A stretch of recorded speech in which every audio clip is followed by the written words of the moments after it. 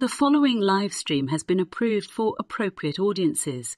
It may contain occasional strong language and may not be suitable for younger or more sensitive viewers. Viewer discretion is advised.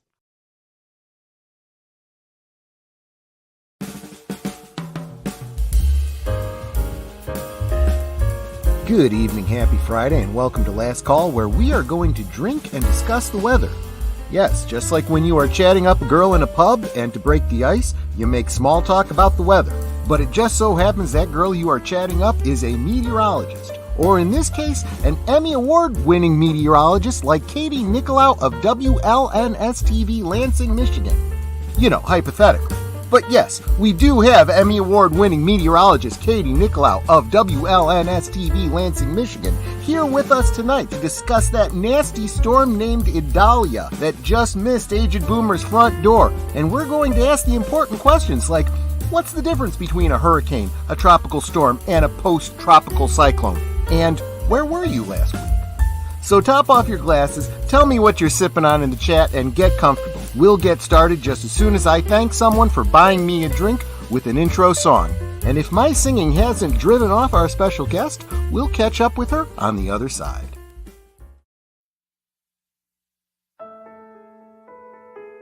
It's been 2 weeks in queue, but John Pantoriero wanted to make sure I could release the Kraken. And that's what I'm doing tonight, thanks to his generously contributing to the Kraken Fund. Thank you, John. And I didn't see a specific song request, so I hope you don't mind a classic in keeping with tonight's theme. And if anybody else would like to buy me a drink and maybe request a song for next week, the link, as always, is in the description below and pinned to the top of the chat. Grazie e salute.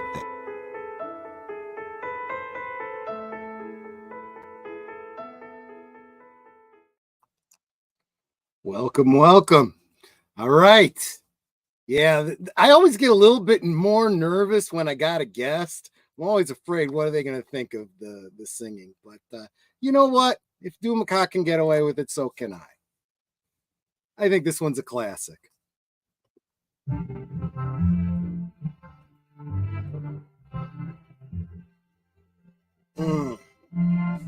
you can't go wrong with Kraken.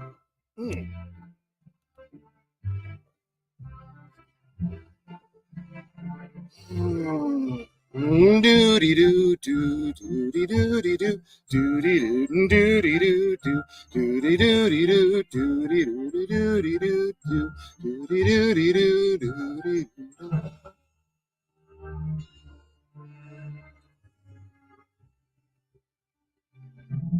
I'm singing in the rain, just a singing in the rain.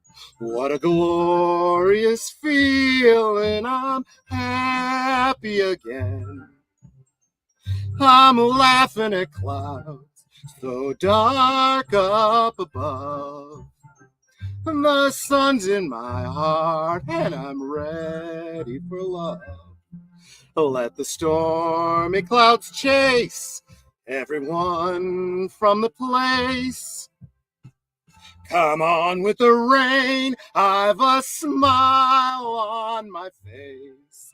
I'll walk down the lane with a happy refrain. Just singing in the rain. Dancing in the rain, yada yada da.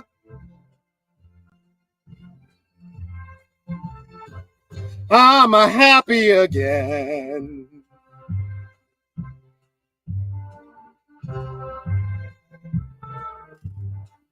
I'm singing and dancing in the rain. Drink break.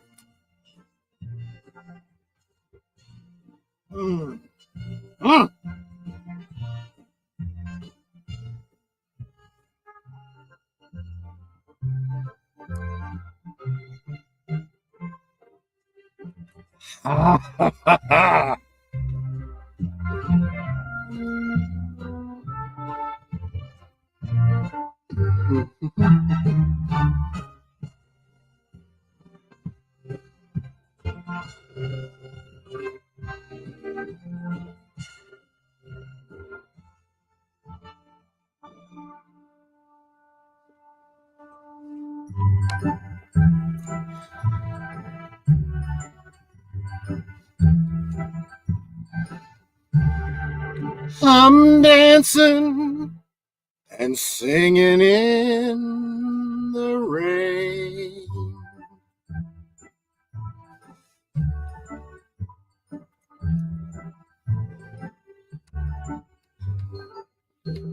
Thank you, John. Love that drink, and I'm sorry, Netter. I'll pace myself. I promise. In fact, let me bring you in here. I'm sorry. I just got real into that song, got real into this drink, but I love you. What are you sipping on, sweetie? I have a Waterloo sparkling water black cherry. Yeah. Between you and Boomer, you guys got to keep it sober because you got to keep me on track. I know, especially on a Kraken night. I know how it goes. But I mean, this is what happens when you release the Kraken. Release the Kraken! The Kraken!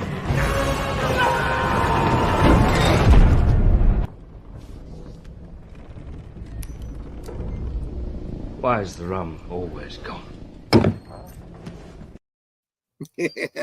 Yeah, sorry, little sound glitch there, but that's what happens when you've been pounding the Kraken. Let's get Agent Boomer in here because I think I'm going to need my designated driver tonight. How you doing, Agent Boomer? And what are you sipping on, my friend? I'm doing all right. I'm sipping on a Coca-Cola Classic straight out of the can. So there we go. Coca-Cola Classic as close to that original formula as you can without the cocaine, right? Yes. Apply the cocaine yourself. That would, bucket list. Anyway. Hey, you're in Florida. I hear you got a good line on it. So just, I don't know. So you, it's been a year, but you survived another hurricane. This one kind of dodged you, right? Yeah. I don't want to act like 3 cheers for me because obviously it hit other parts of Florida and I do feel terrible for those And you're people. kind of still recuperating from last year. And we're all recuperating, but I felt bad. Yeah. It hit what we call the Big Bend area of Florida, which typically does not get does not see hurricane damage, but it did this time. So, don't you know it's the global boiling from what I've heard? Well, I suppose they were saying that the waters were very hot in the Gulf. That's why storm surge was a big worry. And there was shocking hot waters in the Gulf. Okay. I'm shocked by that. Flooding. I never would have guessed. There was flooding in a neighboring town too, not where I live, but like in a neighboring town. No, that's I know you guys. You were saying that you had neighbors that Some of the ones that got hit with last year's. Right? Probably because it was I know that a bar that's very popular in a nearby town got hit, which I'm going to be attending a birthday party for. That is a tragedy. That bothers a bar. I just know that is just It's a let's classic. Face it, where do you go when you have crazy circumstances happening? You go down to the Winchester to wait it out. That's where you go, right? It's a very nice pub type of bar too, and they have. What is it called? A Scottish egg or a Scotch egg? Have you heard of this? Scotch eggs, yes. I've never had one. It is delightful. It is a hard-boiled egg. Keep talking, but I'm going to go ahead and bring her in because I see her nodding yes to Scotch egg. Covered in sausage. Have you had it before, Katie?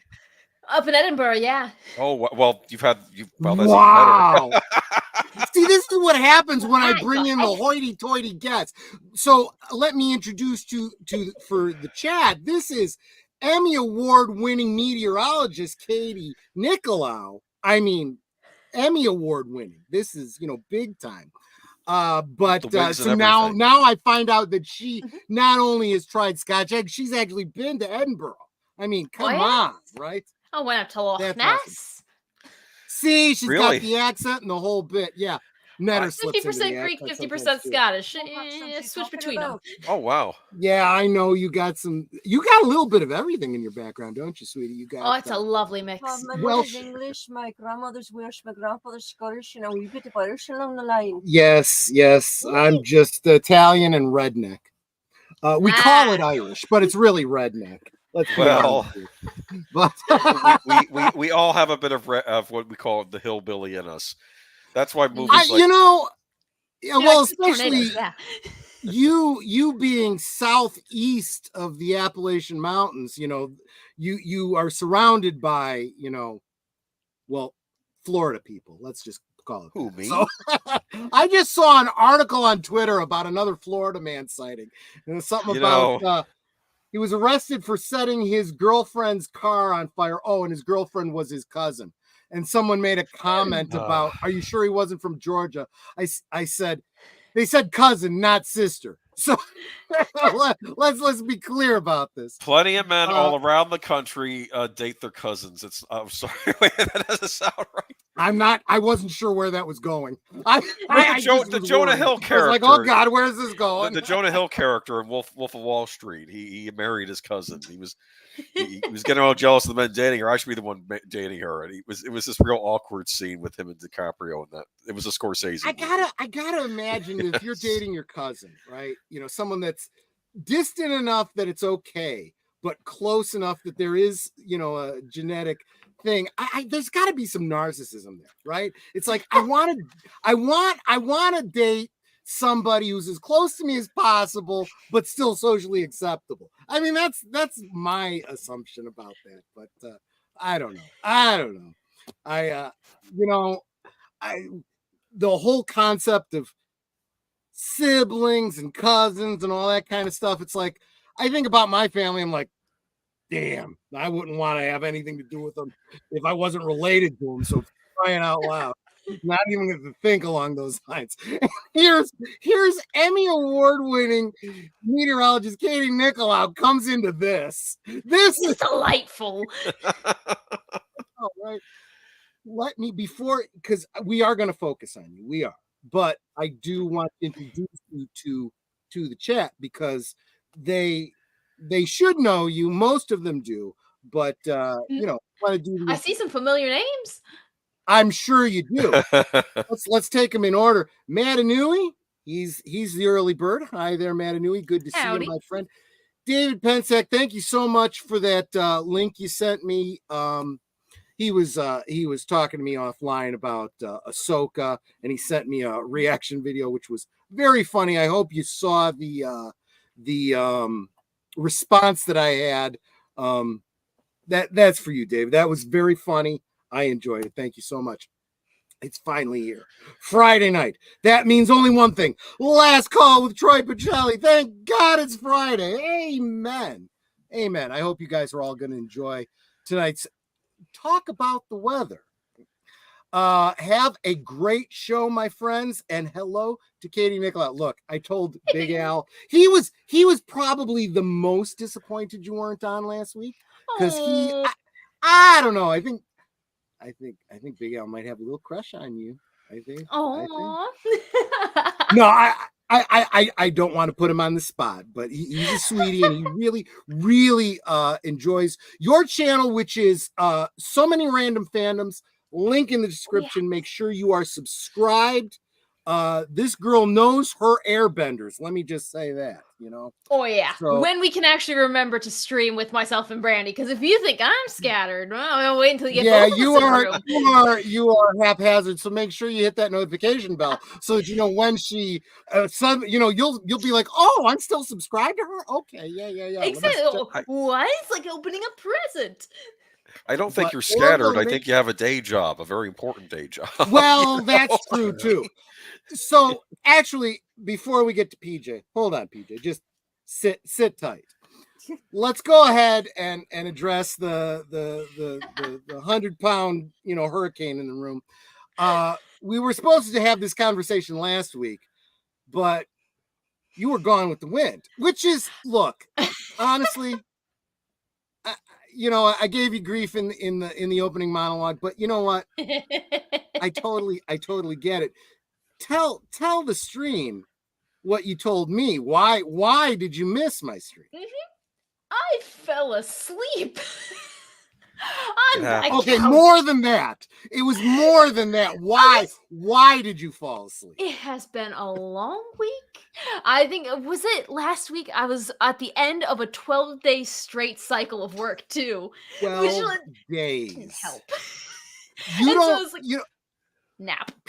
I don't think people, because I made a joke. By the way, the only stream that has been struck for copyright was our stream from last year, because I threw in that little clip from Twin Peaks about the weatherman said it would be clear skies, and if you could be wrong half the time and still have a job, it would be working.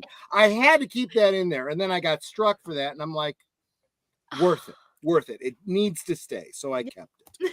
But for all the joking, there's a lot of work that goes into being a meteorologist, and a 12-day job. That's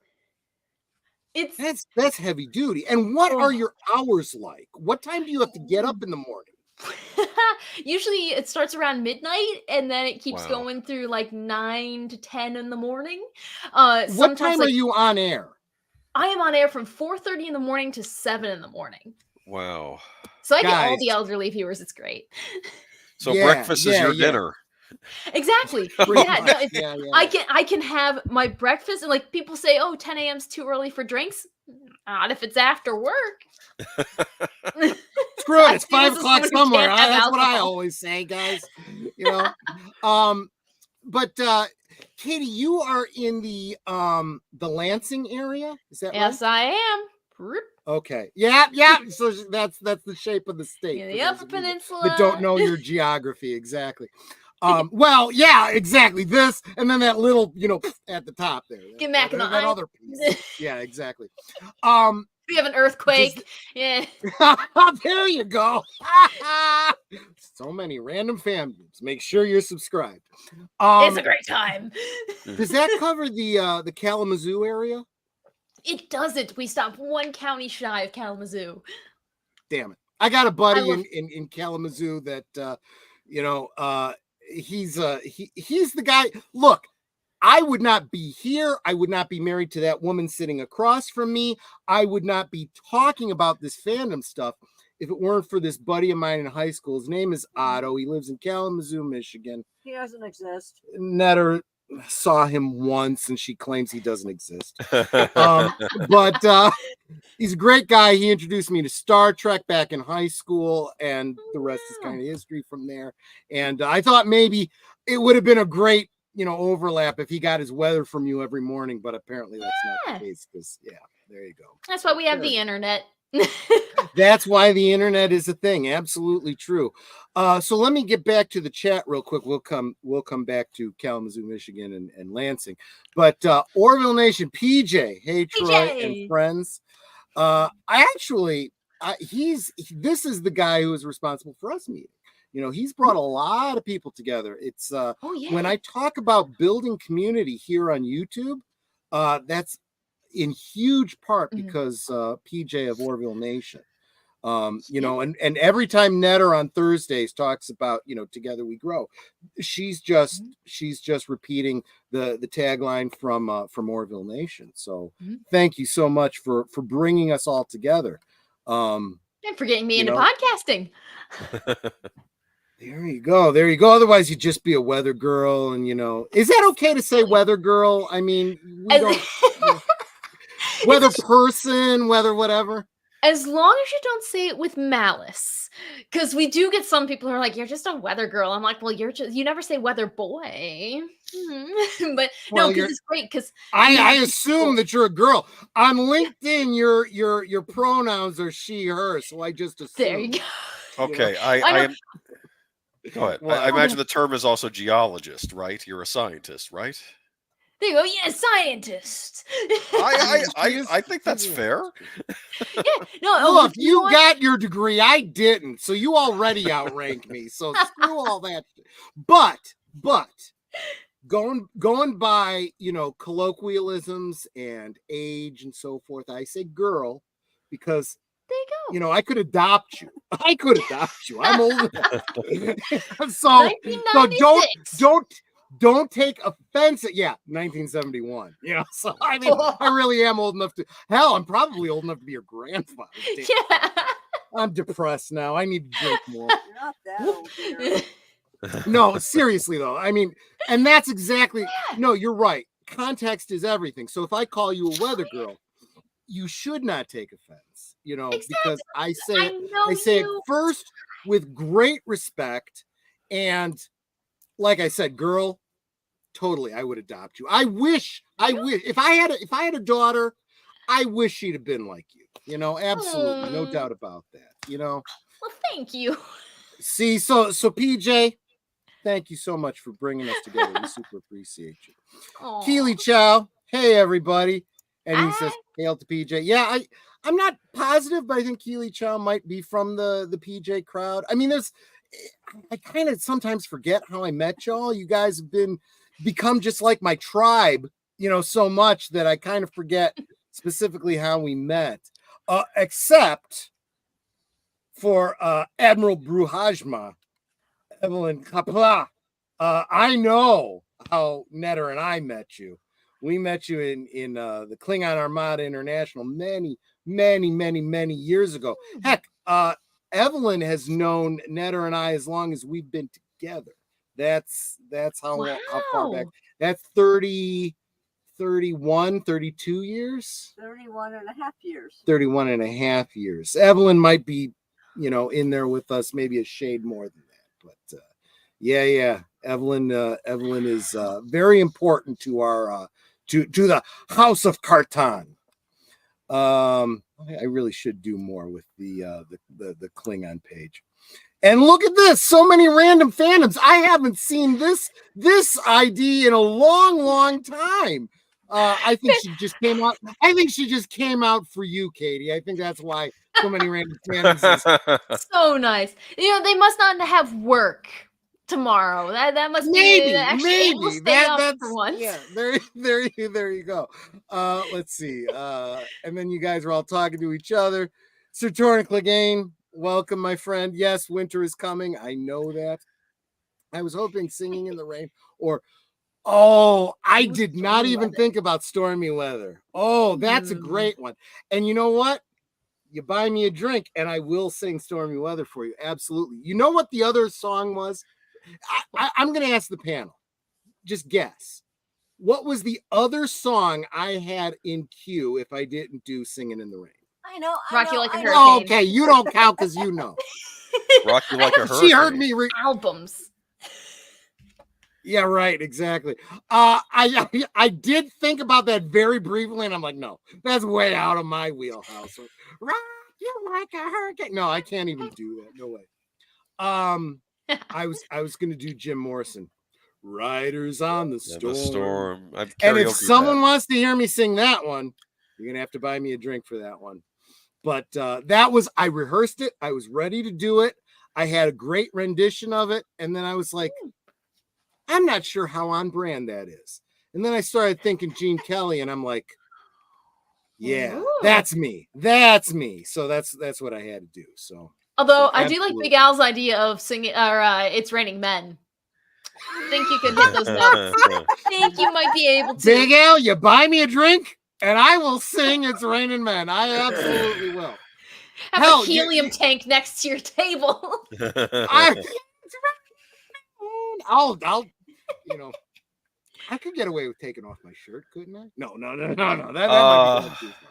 Maybe at the end of the stream, you know, after I've had a few drinks in me, maybe. Do you want to get demonetized even though you're not? I'm not even monetized. Who gives a crap what I do? Listening. So do you want to get demonetized even though you're not monetized? Exactly right. It's like a double Dear John. Who gets that? That's a deep cut. Who gets Netter gets the double Dear John. I know. What is a double Dear John? Anyone who knows, put it in the chat. I'll get to it. I am way behind on the chat. Let me get caught up. It's related to a John Deere tractor? No. Okay. This is a MASH reference. Oh, yeah. Hey, I should know that one. MASH. It's a double Dear John. Hey, everyone. It's Sad and Kapla today. And it looks like it got cut off there somehow. But that's okay. Aww. This is not the song one sings during a hurricane. No, that's okay. Fair enough, Boomer. Thank you for pointing that out. A lot of you guys all saying hi to each other, which always encourages the hell out of me. Jesse, Kapla, salud, welcome. Let's see. I don't want to miss anyone. Give me a second. I'm just going through these as quickly as possible. If I do miss you, Don't feel bad. Just drop me another chat. Your Old Toys. Good to see you, my You friend. didn't say hi to me. I asked you what you were sipping on directly, for crying out loud. That's as high as well, no, I'm going to get very high tonight. The more I drink, let me tell you. Your Old Toys. I kind of feel like every time I see you in the chat, I feel like I should apologize for not doing more toy videos, but we are getting into the Christmas season, so there probably will be some more toy videos coming very, very soon. Do you collect toys? Oh, sorry. Huh? What do you collect in terms of toys, Katie? Go ahead and tell. Oh, I got a bunch of Funkos. I really like Funkos until they decided to like throw a bunch of them in a landfill, and I was like, Oh, right. What? Yeah, I did that with Atari 2600 and ET, but that's a whole other story. No, if you really want to know what I collect, I have a bunch of these slimes that I fidget with. Of course, this one's green, but I play with them while I'm on podcast because, like, you know, fidgets and stuff. And right now, I'm enjoying a lovely cookie dough. Katie, do you buy those or do you make them? It's a mix of both, actually. I made some recently. I made some actually Odo themed from Star Trek. I have this little bucket. I 3D printed Odo's bucket, and yes, awesome! It's like That it's is so awesome. hard to see, but yeah, there you go. So that's mine.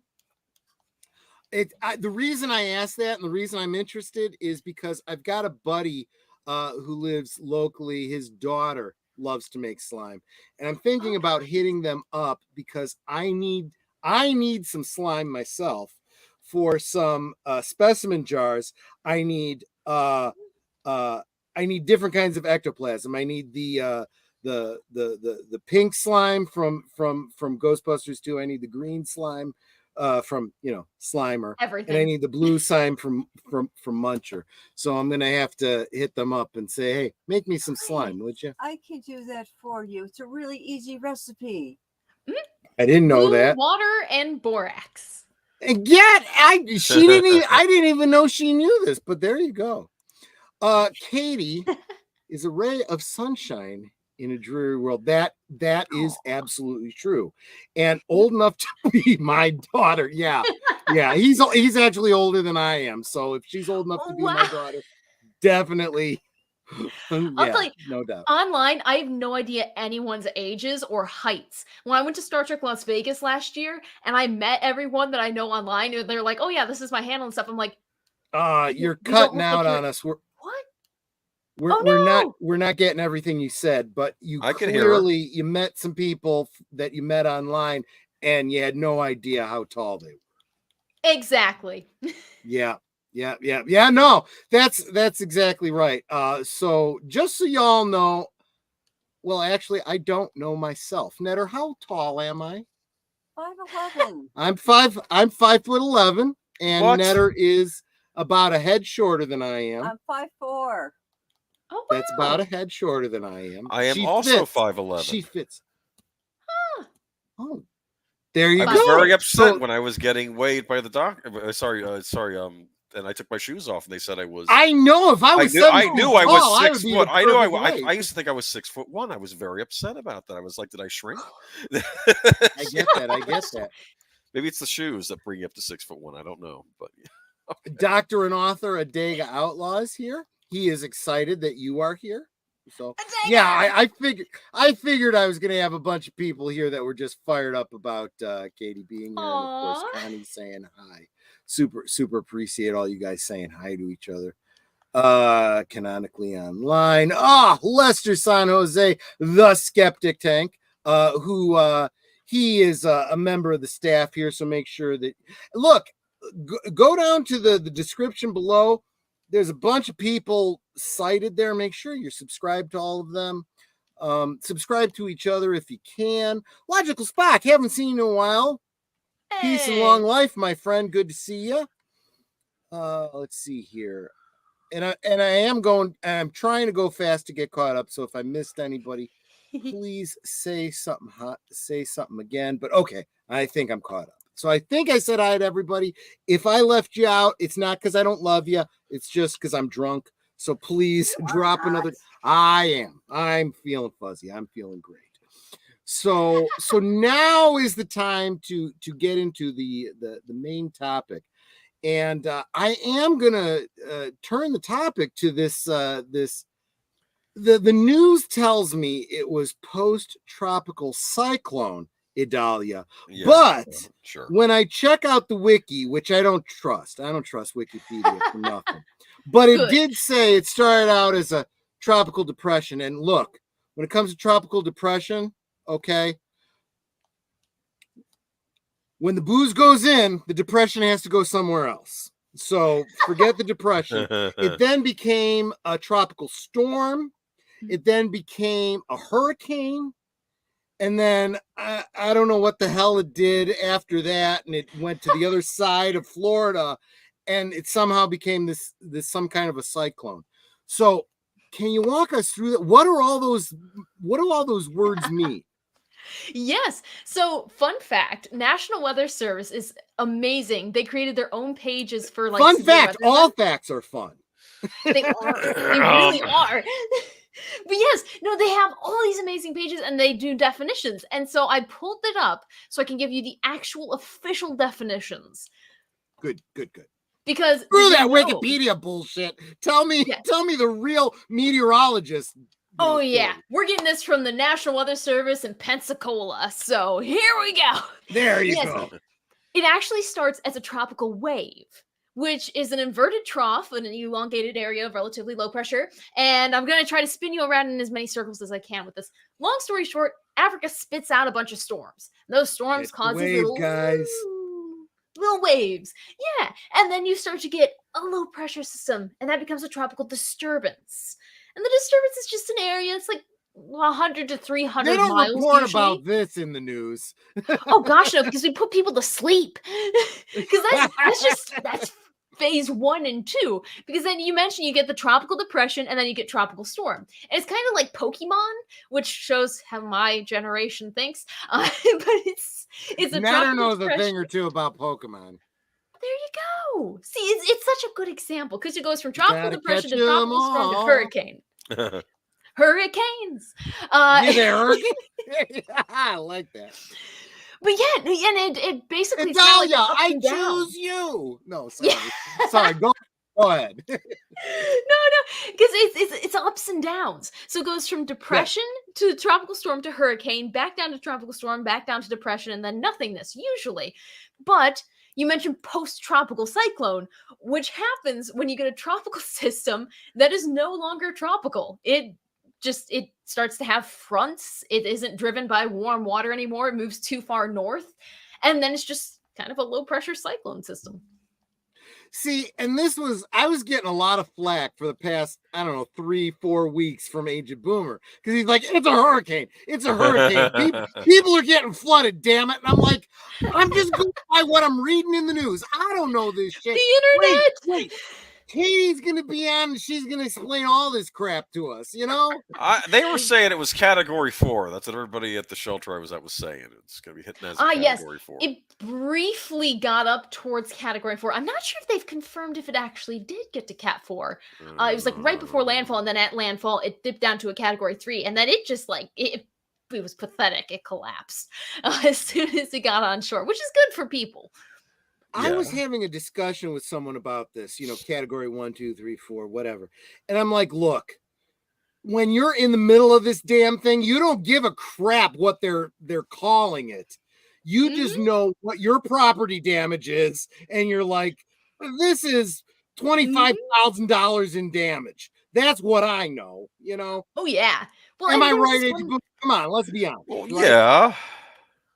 You're still from last year. Yeah, we're slowly putting things together. By that I mean furniture. I'm putting together for the sake of the chat, because I know we talked about this in the green room, Agent Boomer. Yes. What, if anything, did you go through with Idalia this past couple weeks? I'm a county employee, so county employees have to staff shelters. Alert. I was on alert. I had to be at a shelter. Like when if I find and out I early was morning- on alert because I could have been without my designated driver, so I knew that. Well, anyways, yes, and I had to go. I had to, I had to first the library shut down. We had to.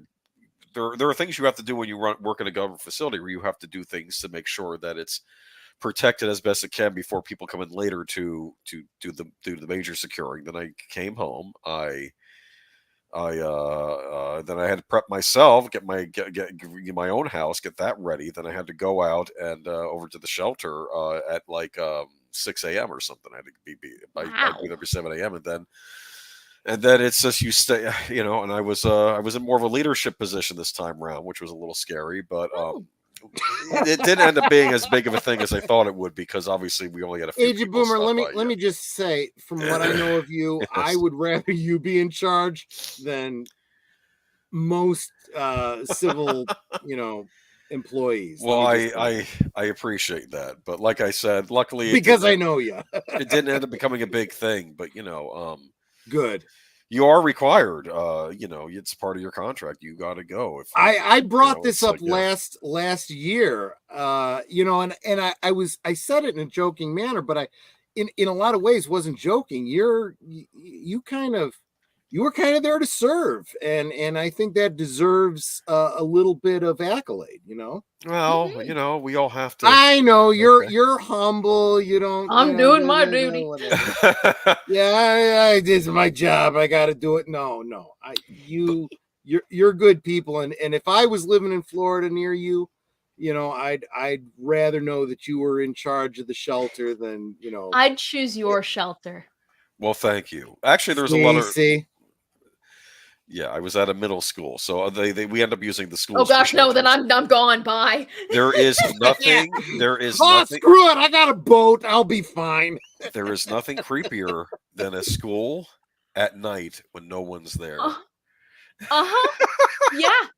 It is uncomfortable, especially if the power's out and there are emergency lights on. That's what happened last time around, and it's funny you say that, because in high school I was a theater nerd, and I could sometimes be there as late as 10 o'clock, and walking through the hallways at 10 o'clock I was like, this is pretty cool. I think this is awesome. You're gonna get and then there'd be like, well, no, keep in mind too, this was the age, this was the years that Freddy Krueger and stuff was like really popular, and I'm like, oh yeah, I could totally see this. Come out and play. I've always been a nerd. So in high school, I had friends who were in the AV club, and cable access was just becoming a thing for my high school, and they did shows like they filmed productions for this, and they did like some pseudo, high school friendly horror films and whatnot. Some of which I actually appeared in, as a matter of fact. And I was like, man, this would be great. Just that whole Freddy Krueger vibe. And that's actually a whole different stream. Let's talk about that some other time. We could do it. We're going into October. Agent Boomer, remind me. I'll remind you to talk about creepy school stuff. This is part of his designated driver duties, because I won't remember what I'm. I sent you a link. Remember, you told you about the movie My Secret Admirer. You said that sounds like a good 80s movie, and I sent you the link. Remember? Who is in that again? Lori, the one who went to jail because of. I watched it. It was on. Okay. Was it on Tubi? I think it was on Tubi. Was it on Tubi? Yeah, I watched it. Yeah, I was like. I really enjoyed that. Okay. Yeah. I'm sorry, we're getting off topic, Katie. It's my show. Bear with me, okay? It's my show, and I'm drunk. Absolutely. So yeah, Agent Boomer sent me. What was the name of it again? My Secret Admirer. My Secret Admirer with a bunch of awesome, 80s, 90s. Celebrities, but we were talking about Laughlin. What was her name again? Lori Loughlin. Lori Loughlin. She was on yeah, Full yeah, yeah, House. Some of you kids may remember her from Full House if you're not that. I guess it doesn't. It wouldn't do any good to say I had a crush on her if I can't even remember her damn name when I'm okay. drunk. Well, you're inebriated. She was Uncle Jesse's wife, so I mean, she was definitely on my radar. Because I was a huge Jesse fan. Let me tell you. Right. Soap operas. Sir Torin, back me up here, right? You know what I'm talking about. But seriously, Lori Loughlin, for all the bad press she's gotten lately, whatever. I mean, to heck with all that stuff. It was a great movie. I had, what? We could almost do a rewatch of that. Well, maybe remember you were looking for topics for next week. I was looking for a topic for next week. Maybe we should do that because I got some things to say about that.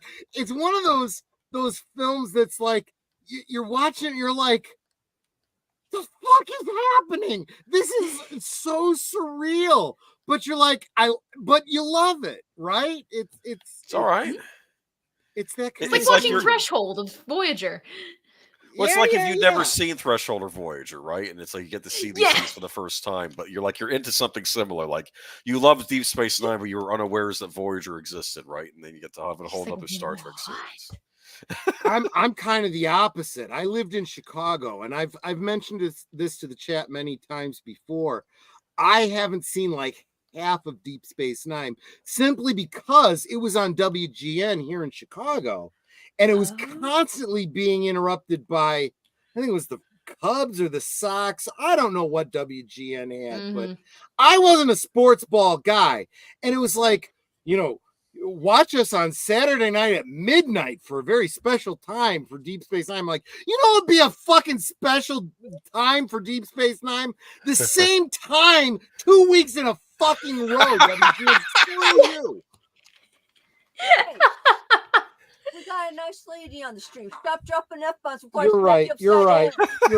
Hey, the Boomer's the one who's supposed to point this out to me. Child ears. Child ears. Lady's here. I'm supposed to watch the swears and stand up when she comes into the room. Yeah, but I'm actually close enough where I can actually smack you upside. Well, the head, that's true. That is. Do you keep a clean stream, Katie? Are you using F-bombs when talking about Avatar: The Last Airbender? She's an Emmy Award-winning meteorologist. She has to be respectable. Out of fear that a viewer would find it and send it to my boss, I don't. Right, because you're a public persona, yes. Okay. I'm an independent contractor. If they send this to my boss, I'll be like, you give a shit? One of these days when I'm retired, then the streams are going to be completely unhinged. So good to see Katie. I don't give a shit about these people, but Katie, hey! And I got to be honest with you, I don't blame you, PJ. Katie, if you don't mind my asking, have you ever seen a hurricane up close, or at least been in the midst of one? See him getting me back on track. That's why he's my designated driver. Okay. Very good question. I haven't been in one that was still a hurricane or even a tropical storm at that point. Maybe I wasn't a tropical storm because 2 times, one with Hurricane Katrina and one with, I want to say Matthew. It might have been a different one. They made it up towards the Midwest. Like the outer bands actually drifted through. I remember with Katrina, we got rain. And so in a very Midwestern way, yes. In a genuine sense, not at all. But I would like to. She caught the periphery, and see, but that is, and I guess this is where we need to divert a little bit back to, probably what we talked about last year, probably because it's been a year and I've drunk a lot since then, so I don't remember. But I'm sure we talked a lot about your storm chasing.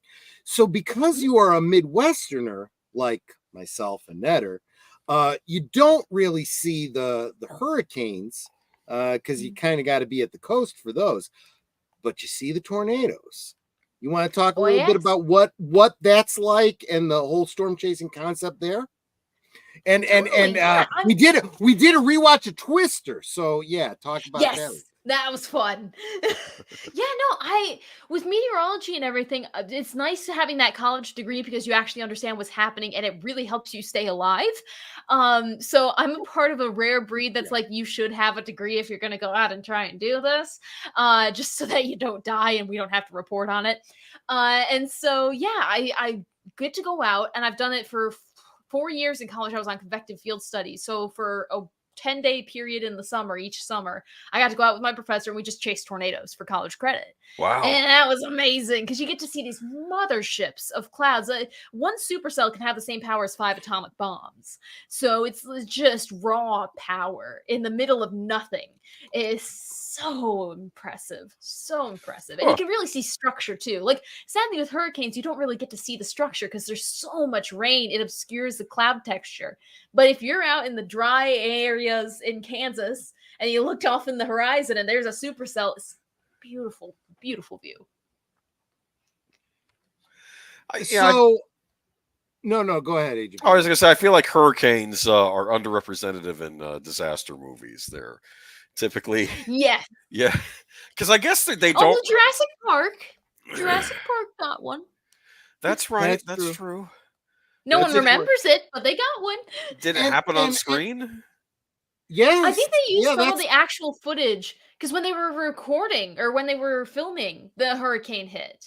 Because I know they brought up a point in the sequels that, oh no, the facilities island, the park island got destroyed in the storm, but I don't know if that's the storm they were referring to or if that was something else. Never mind. It was like Isla Sorna had one storm, Isla Nublar had a different thing. Yeah. I should consult my brother. He wanted to be a paleontologist. He would know. He's seen all the movies like every day for 3 years straight.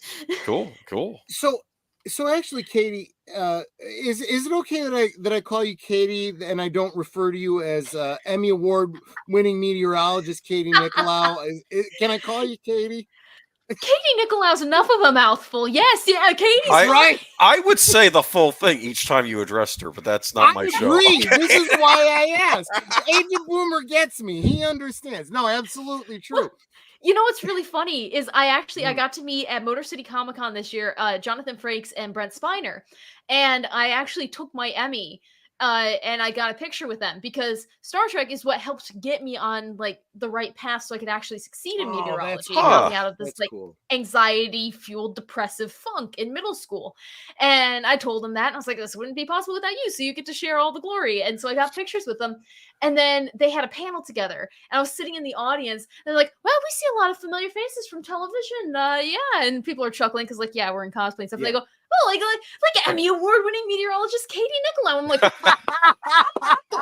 there you go, exactly. What? And they went on for like a minute. They're like, what did she get her Emmy Award in? It was like tacos versus something, tortillas, tornadoes. Yeah, I'm just like versus. And it was a different day. It was a completely different day. And they still remember it. I'm like, oh my gosh. That's interesting. Katie, sorry. No. Go ahead, Agent Boomer. Well, I was just going to say, it's interesting how Star Trek inspired you to look into science, I guess, as a career path. That's interesting. What was it about Star Trek that drew you in? I'm kind of curious. Well, it's really interesting. I love telling this because most of the time, even people see me and they're like, oh, wow, she is happy, peppy, go lucky. But there was like a period of about 2 years where I would not want to leave my house. I had horrible anxiety. I wouldn't eat. It was really bad in 5th and 6th grade.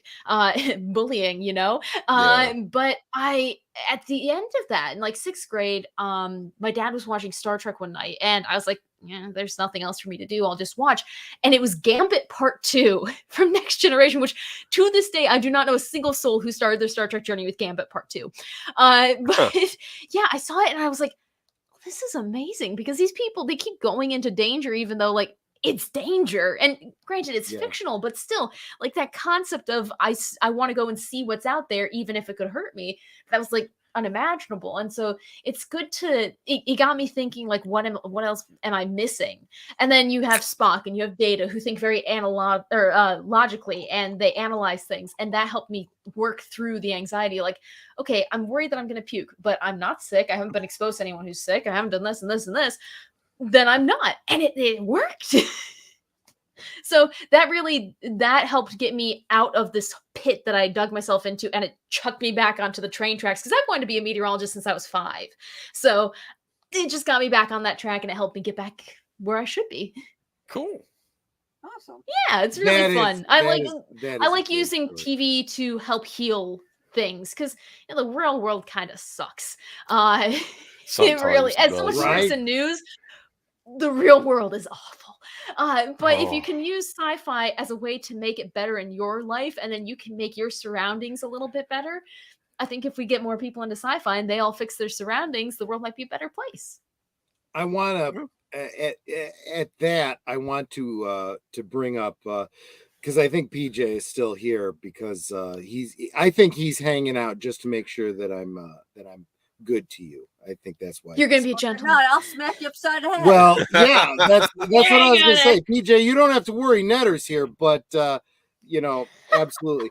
But I just saw a quote recently from Seth MacFarlane, creator and showrunner of Orville, of the Orville, and it was kind of an indictment of Star Trek, modern Star Trek. And he said that he wants his, future sci-fi or whatever to be optimistic, like Star Trek used to be. And it's well known he was a Star Trek fan. He's even done some cameos in Star Trek, and I mean that's just it. We should be looking to the future with optimism, not. Well, let's be honest, pessimism. That's what we've been getting from modern Trek and so much sci-fi lately. And I like all of Star Trek. Each show has its merits, and it has characters that I like. And it has some stories that I like too. But I have brought up on more than one occasion how, especially Star Trek Picard and for Discovery too, they drained all the color out. It's very blue and brown tone and black. Yeah. And there's not the bright colors. Like TOS was like a carnival of colors. Guys, and you get Next Generation. And those of us that made it to Las Vegas for the Star Trek experience, the bright lights on that bridge, damn. You see the modern, Star Trek, and it's like, what the hell is wrong? Yeah. I have an explanation. I do want to. If I didn't say hi to Tim Hayes earlier, hi Tim. PJ is Orville Nation right above and below you. Say hi, get to know each other. You guys would be awesome friends. You really would. Surreality just joined us. Thanks so much. Evening, morning, depending on your time zone. Thanks for being here, my friend. Just want to make sure everyone feels welcome. Sorry to interrupt you, Katie. Oh, you're good. No, because I noticed, Picard and Discovery, they're very dim with the lighting. Then you get Strange New Worlds. They turn up the lights, they turn up the colors, which you're kind of like, they have to. It's a Next Generation or TOS style show. Like, you have to.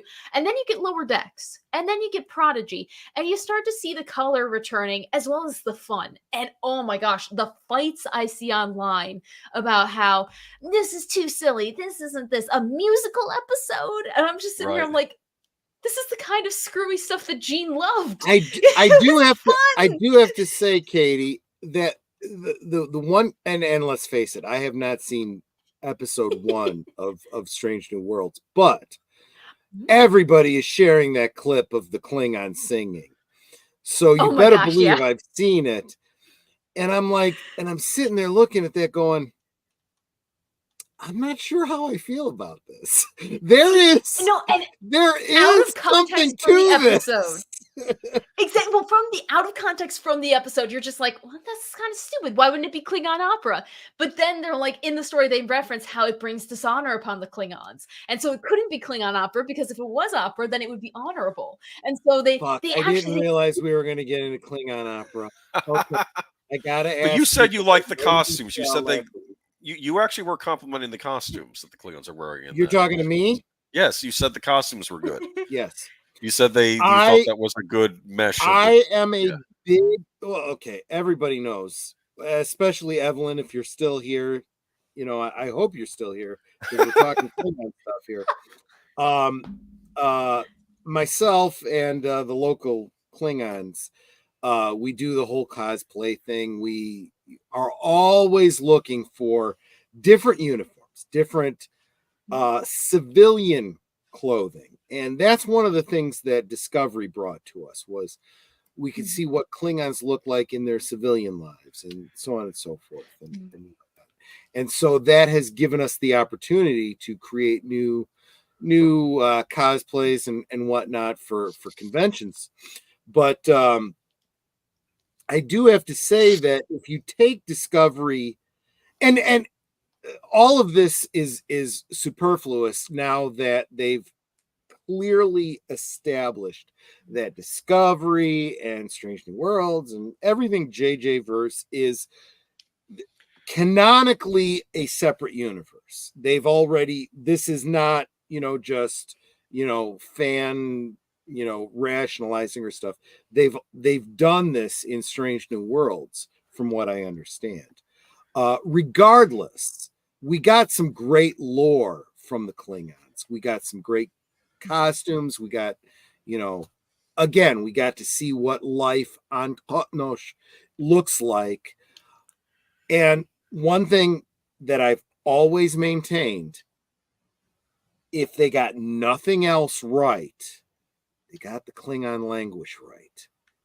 And Mary Chieffo, who plays the Chancellor in Star Trek Discovery, she took it seriously, and she got the pronunciation better than Michael Dorn. I'm sorry, better than Gowron, better than Martok. All of them. I'm sorry. Those guys are great to the Klingon fans, but their pronunciation was Paramount Hole. It was not Klingon Hole. And Mary Chieffo focused on Klingon Hole. Okay, so let me hold her up for that. She. Oh yeah. She got into it and she's awesome. But anyway, sorry. Where were we? You got me off on a whole tangent. Katie, do you want to hear you brought up Jonathan Frakes. Do you want to hear my Jonathan Frakes story? Sure. So this was like, I don't know, third season of Star Trek The Next Generation. And I was at a convention with a buddy of mine, the aforementioned Otto. I was at a convention. And he was doing a Q&A and we were chatting and whatnot. He answered one of my questions. I was so excited. And he said, I don't know if he was answering one of my questions or someone else's questions. He said something about his wife, Jeannie Francis. And I'm like, yeah, Jeannie Francis. And he's like, hey, watch it. And I'm like, sorry. Laugh. Everybody laughed, right? Definitely went up to him, after the thing as he was going off stage. I'm like, I'm sorry, I didn't mean anything. But he's like, it was a shtick. I get it. Totally okay. You're good. And we shook hands. And I was like, this guy's good people. I mean, he is. Oh yeah. That was my only interaction, and I was the only person because he didn't really interact with anybody outside of the autograph signing. So I was like, that's pretty cool. That's pretty cool that he took the time to let me know that I wasn't persona non grata for being stupid. I was a kid. I was a kid at the time, so But anyway. He probably is just like, yeah, I got you. Well, no, I mean, I'll be honest with you. As an adult, looking back, putting myself in his situation, I'd have been like, yeah, my wife's pretty damn hot. Of course, I get it. But then he did convince somebody that he was in a Star Trek movie. Oh, damn! I got to tell that story now too. Okay. What? So Netter and I did, in cosplay and all this stuff, we did the whole security thing and whatnot. And we were, I don't remember where we were. We went after a convention, we went to some event or something. and it was somebody came up to us and was like, "Oh, is there a convention going on or something?" It was at a restaurant. We were at some restaurant. I don't remember what it was. I was in the original. No. I'm sorry. The movie gen, Star Trek II type bomber jacket, and Netter was in the next gen uniform, and she's like, "Hey, is there a convention going on somewhere?" I'm like, "Oh, no. We're filming Star Trek VI here on location." I play the helmsman on the USS Excelsior, and I was just making this shit up. Just oh my pulling it gosh! So Netter and I go to see Star Trek VI, and the guy on the Excelsior, he has a beard, the bomber jacket, and I'm like, that guy kind of looks like me. Somebody's gonna see this and think, "Holy shit, I met that guy." What? You could have kept milking that. It could have become a scandal. I know, right? It's like I could have been like signing autographs or whatever. You did give that waitress your autograph. Did I give her my? I don't even remember, but that's funny. That is so funny. She probably thinks, "Hey, I met somebody that was in that movie. What do you know about this?" So famous. But anyway, holy cow! How did we get off on Star Trek? We're supposed to be talking about the weather. We said we were going to be talking about the weather. We got an Emmy Award-winning meteorologist here, and I'm talking about Star Trek. What the hell's wrong with me? In all fairness, your YouTube channel is so many random fandoms. So I mean, and you do have some videos. By all means, make sure you check out her channel because she does weather reports from your different fandoms, including Star Trek. So yes, and I have a few coming down the pipeline, but until the SAG-AFTRA strike is done, they aren't. You're not allowed. You can't do any of that kind of stuff. You're I probably can. I just don't want to risk any problems. Oh yeah, voice acting, Emmy Award. Yeah, I could see the news now. Emmy Award-winning meteorologist Katie Nickolaou is a scab. She crosses the line. Yeah, damn it, But what do you think? Can you give a little insight to my followers what might be coming down the pipe for your weather reports for the fandom? Absolutely, Disney stuff. Yeah, I could totally see that. Nightmare Before Christmas, maybe? No, I'm just. Oh yeah, we are going into October, so that is something to think about too. Absolutely. No, I don't know what you have planned. I was just guessing. No, that would be a pretty fun one. I mean, really, you toss out any Disney franchise, and it's like you could definitely make forecasts. That's kind of sad. It's funny but sad. Alderaan. That was yes. Thanks for bringing that one up, Lester. It's temperature sensor seems to be wrong. Yeah, exactly. It was 1,000,000 degrees. Now it's 0. That was just something's wrong there. Oh my god! Yeah, I gotta do I should do a Lord of the Rings one. Yes. I've already done Doctor Who, but I want to do more Doctor Who. I want to do another Good Omens one. I was never fully satisfied with my Good Omens one, so okay, I should do that again. I'm very proud though of the Animaniacs one, the Nations of the World forecast, because all those forecasts that was awesome. I'm singing along with it. That was beautiful. I love that one. That was good. That was so much fun. I do wish though that it wasn't like during the pandemic and like protocols, because I've had people who be like, "Oh, you just dubbed over that and this and this and this." It's like, no, I could genuinely sing that. Like, you underestimate how bored I get. Screw that whole thing. You still need to know it in order to even keep up with a dub. So I mean, it was dubbed on the show, even if that was not that I saying it was dubbed on your part. I think you did it all live. No, exactly. It's like, no, you don't do it live. It's animation. That was fun because I got to go back and be like, okay, what's the extended version? Because I knew that Rob Paulson sang an updated version. And I've started a miniature race war over it. Not intended, but it was something between Israel and Palestine, and who was listed in what order. And I still every day I have to put out little fires in the comments section. Like, So Oh, my guys, goodness. I was singing a song and I was following up, I didn't write this. Take it up with the Animaniacs, damn it. And when people are like, my country isn't listed or this and this and this, I'm just like, it's a song from the 90s. Your country didn't exist back then. Like, it just happened. Welcome to Potawatomi. I do have to say that I have a lot of friends that do Nightmare Before Christmas decorations. Just oh yeah. Look, we are going into the holiday season.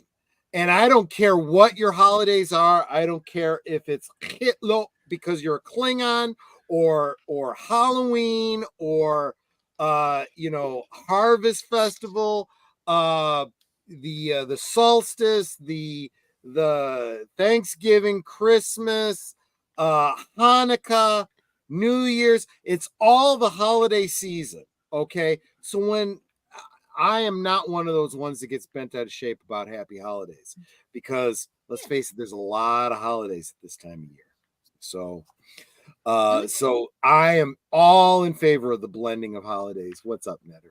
There is a question in the chat from Evelyn Hampton wanting to know, Katie, do you think we'll have another polar vortex this weekend or this winter? This weekend? Weekend! Chicago area. Yeah. Chicago area. Okay. Yeah. Statistically, it's highly likely that we'll see it because the polar vortex actually always exists. It's kind of like if you have a kid doing hula hoop and you imagine the speed of the hula hoop is the speed of the jet stream. So the faster the jet stream winds are, the more that wind is contained. It stays up at the poles. But then when the wind slows down, it gets wobbly and wonky and then it dips down. And that's when we get it towards Chicago and the Great Lakes. So just keep an eye out for calmer jet stream winds, which most normal people don't even do. But if you want to, I won't stop you. I gotta say, for as drunk as I am, she made it so that I could understand it. So that means she is an awesome teacher. She explains these things. So all of you all should understand it because none of y'all are drunk as I am. But I did just see somebody else's video about the because I lived through it, the winter of '79, talking about the meteorological. Do you even, because I know this is before your time. My mom and dad tell me about it. Okay, and they got into all the meteorological whys of it, and I found it incredibly interesting, and I'm like, yeah, this is the kind of thing that I would go to Katie for like modern storms and things like that. But it was because it hit us really hard, and then but they went into go all the way back weeks before what happened to Washington, what happened to the Midwest, what happened to New York, and I was like, I was too young to even know about any of that stuff. All I was focused on was I could literally walk up the snowbank to the top of my garage. I want that so bad. You say that, but as I mean it too. I'm not so sure. There's a lot of downsides to that too. I remember. But as a meteorologist, I know when to buy stock in bread and milk. So then I just as a meteorologist, do you know that you need to shovel off the roof so it doesn't cave in on you? That's what my dad was doing.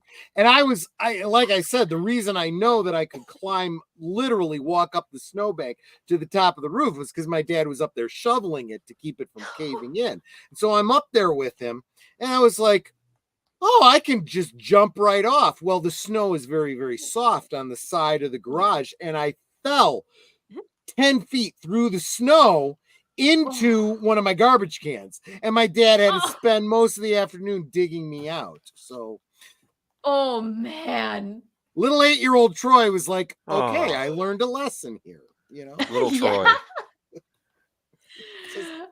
Causing the chaos. kind of thing that most of y'all might not think about, but if it ever comes about, don't try that, and if you do, don't film it and put it on YouTube. Just saying, Or you could monetize it and make money off your suffering. Well, there's that too. I mean, this was before the whole YouTube thing. I wish my dad had thought of that. You know, Send it into America's Funniest Home Videos.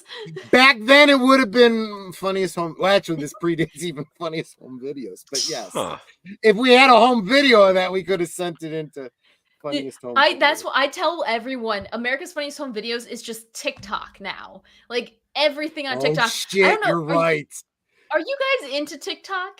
Like, I know of it, and YouTube carries a lot of people that do the TikTok put it on YouTube, so that's why I'm the shorts, yeah. Oh yeah, the shorts. Well, I love just going through it, and apparently, like the algorithm adjusts to you, and the algorithm decided that I like disabled cats. So recently I've been following cats with like water in their brain, or there's one named Wisp who, if you look up, looks like a used Kleenex. But she can't poop, and so I've been following her journey to learning how to poop, and like this is my life now. It's just I'm emotionally attached to disabled cats and funny videos on TikTok. I am so afraid of what's going to start coming up in my stream, because every now and again I'll find something interesting and I'll click on it, and then I'll be sitting there watching it going, oh crap, I don't want this, spawning more of this, especially if I'm on a stream or I'm sharing, or Netter sees it. I'm like, oh crap. Too late. Leave. Oh. Yeah. I flash flood warning.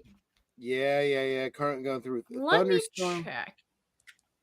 See, what's great for me is I have this app called Radar Scope, and it allows me to access any radar in the nation. So I'm assuming that you are currently located in Laredo, Texas? Is that right, Jesse? Let us know. Are you or near? I was gonna say Texas is a big state, so if you're specifically, it is a big state. What's great is there's only one current warning active for flash flooding, and it's in Texas. So I was like, probably a best bet.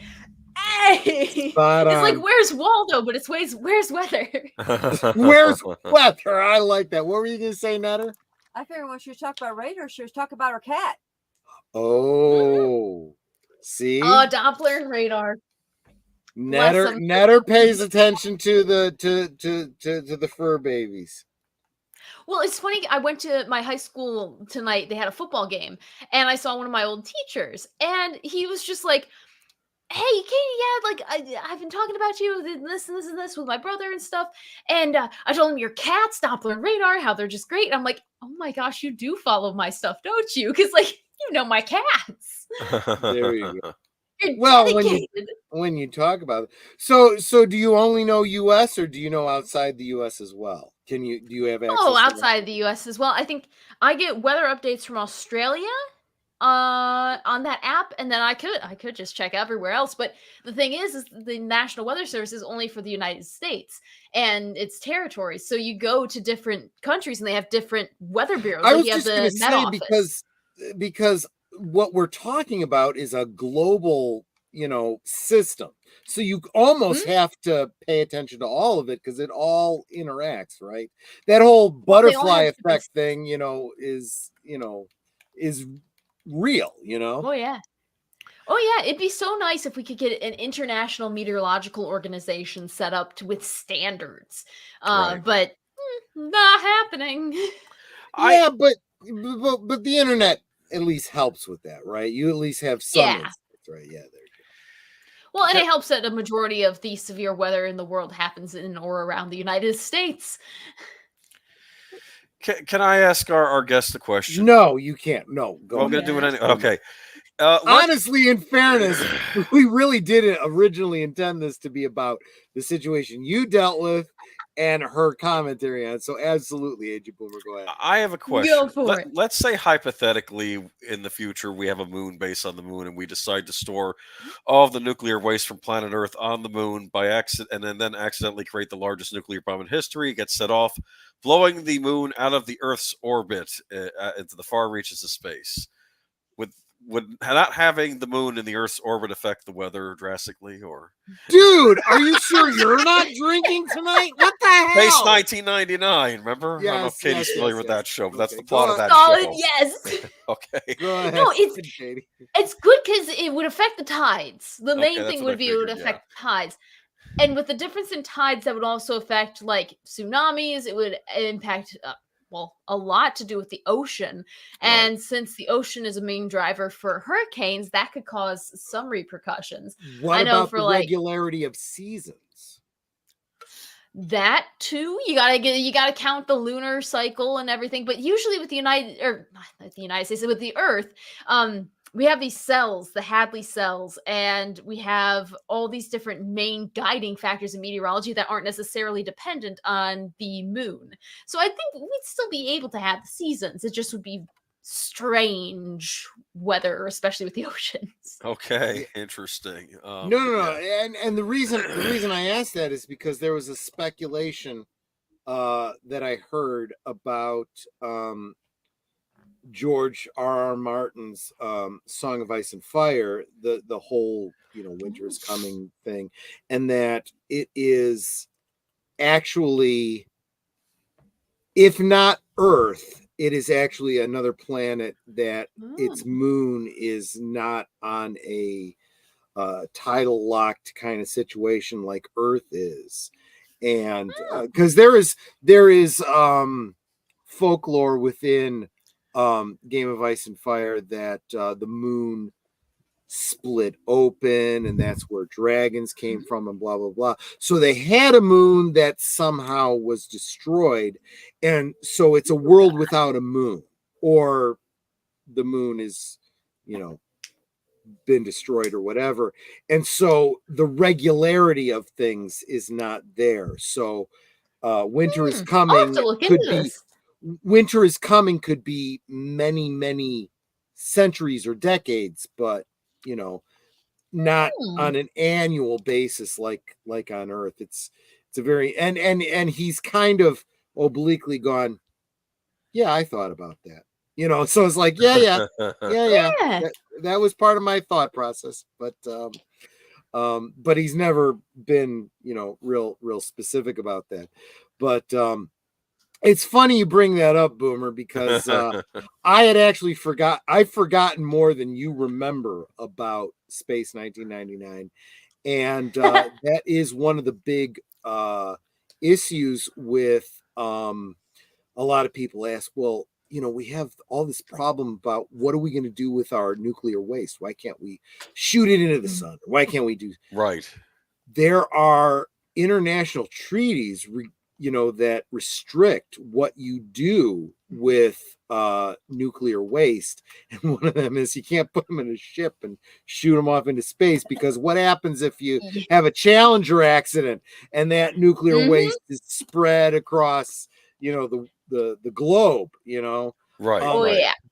But that directly also impacts all this talk that we hear about nuclear engines.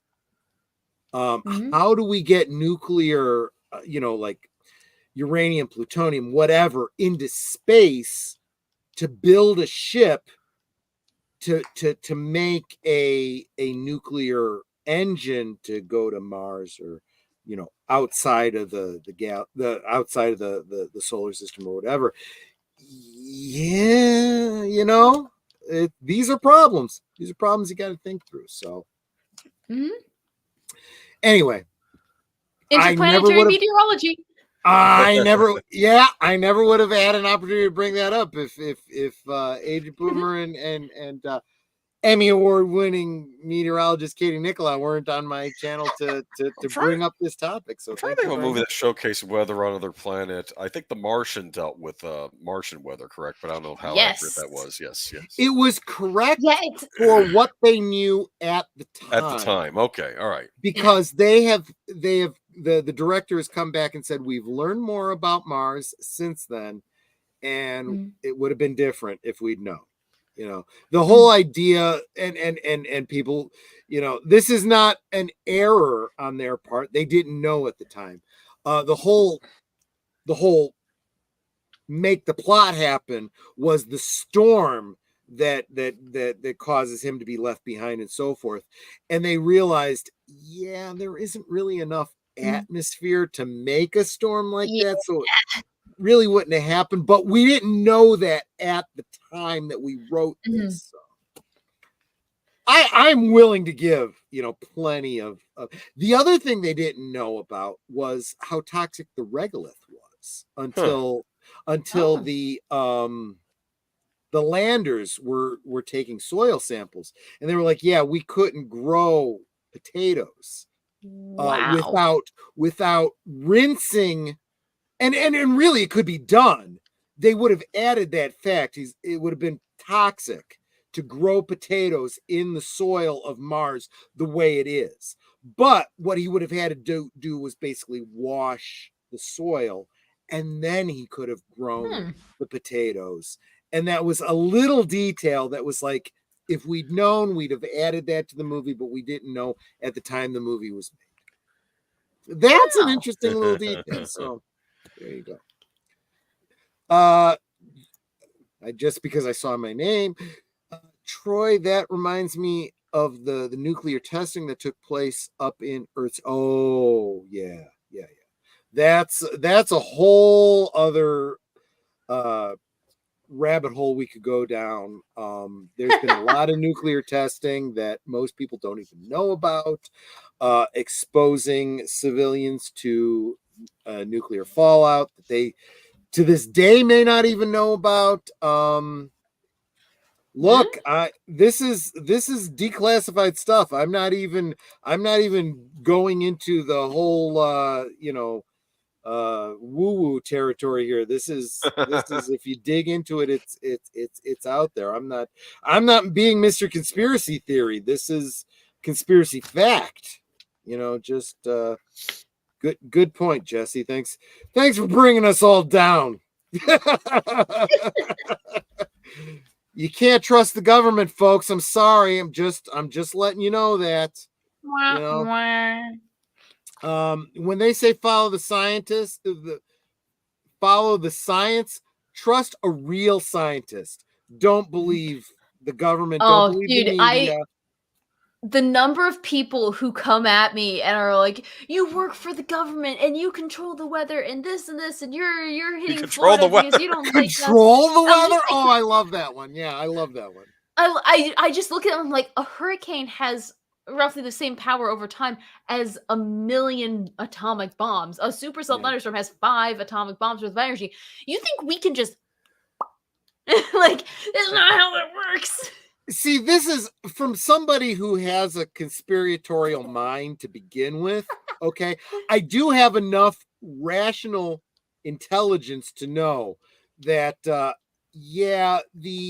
military industrial complex, the deep state, doesn't have the collective knowledge to figure their way out of a friggin' plastic bag, let alone control the damn weather. Okay, and if they did control the weather, you have hundreds, thousands of meteorologists who'd be like, that's not supposed to be happening. Something is happening right over there. Like, it's a dead giveaway if there's no cold front and you just pop a tornado like without any forcing or anything. It's like, see, and here?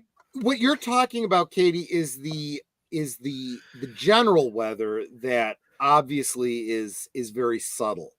I think more realistic concepts are the conspiracy and let me back up. Katie, I am not asking you to comment on this. In fact, it's probably best that you don't, okay? But the conspiracy theories that come out about the tragedies and the wildfires in Maui, okay? I mean, that's pretty straightforward. I mean, look, it doesn't take a lot of intelligence to figure out a way that even the stupidest person in the government can like, hey, we want to start a wildfire. Let's shoot a laser at that. Obviously, that can be done. I mean, this doesn't take a lot of intelligence, okay? But creating a hurricane in Florida, it's probably a little bit beyond the intelligence of any friggin' bureaucrat. Just saying. Again. Oh yeah, well, I love the people when they say they're like, "Oh, you control the weather," and then they're like, "You're wrong half of the time and still get paid to be right." It's like, why would we? She just quoted Twin Peaks. Did you hear that? Yeah. Did you hear that deleted scenes? She quoted Twin Peaks. Sorry. I was like, if we could control the weather, I'd be right 100% of the time. I'm right. That's like 87 to 95% of the time. There's going to be a 100. tornado at exactly 5:35. Let me press my button. Yeah. Right there. Actually, though, Oh, see that. yeah. But that is the problem with that whole concept, Katie, because people like you would always make sure that the tornadoes never happened. The hurricanes never happened. See, I just keep them as a lawn ornament in my front yard. Like absolutely. But then you'd have deep state influence saying, we need there to be a catastrophe in this place to create this strife that we could capitalize on. And then you would be the whistleblower that would be sitting in the cell next to the January 6th people. Again, the opinions of the host of this show have nothing to do with what Emmy Award-winning meteorologist Katie Nickolaou. Do not hold her responsible for the bullshit coming out of my drunken ass mouth. Or information specialist in training. I was just gonna say Boomer is at least operating behind a pseudonym, so he's protected. There you go. Oh man. Don't mean to get you in trouble. I don't mean to get anybody in trouble. Anybody in the chat is not necessarily associated with the dumb shit that comes out of the host's mouth. We're just here for fun. And Netter's going upstairs to check and see if the FBI is breaking down my door. Just the FBI. Now, I think that Disney movie isn't there a Disney movie where some guy yells the FBI and he gets all from like the 60s. Don't even get me started on Disney. I've had way too much to drink. This is like old school Disney. I mean, I was thinking never mind. Like the cat from outer space or something. The cat from outer space. Oh my gosh! Or what was Goldie Hawn's boyfriend? Kurt Russell. Kurt Russell. Wasn't it like the human computer or something, or the computer in a teenager's computer body? That wore tennis shoes. Tennis shoes. That's the one. Yes. Yeah. Oh my god! Oh yeah, this is way before your time, Katie. We're talking Boomer shit.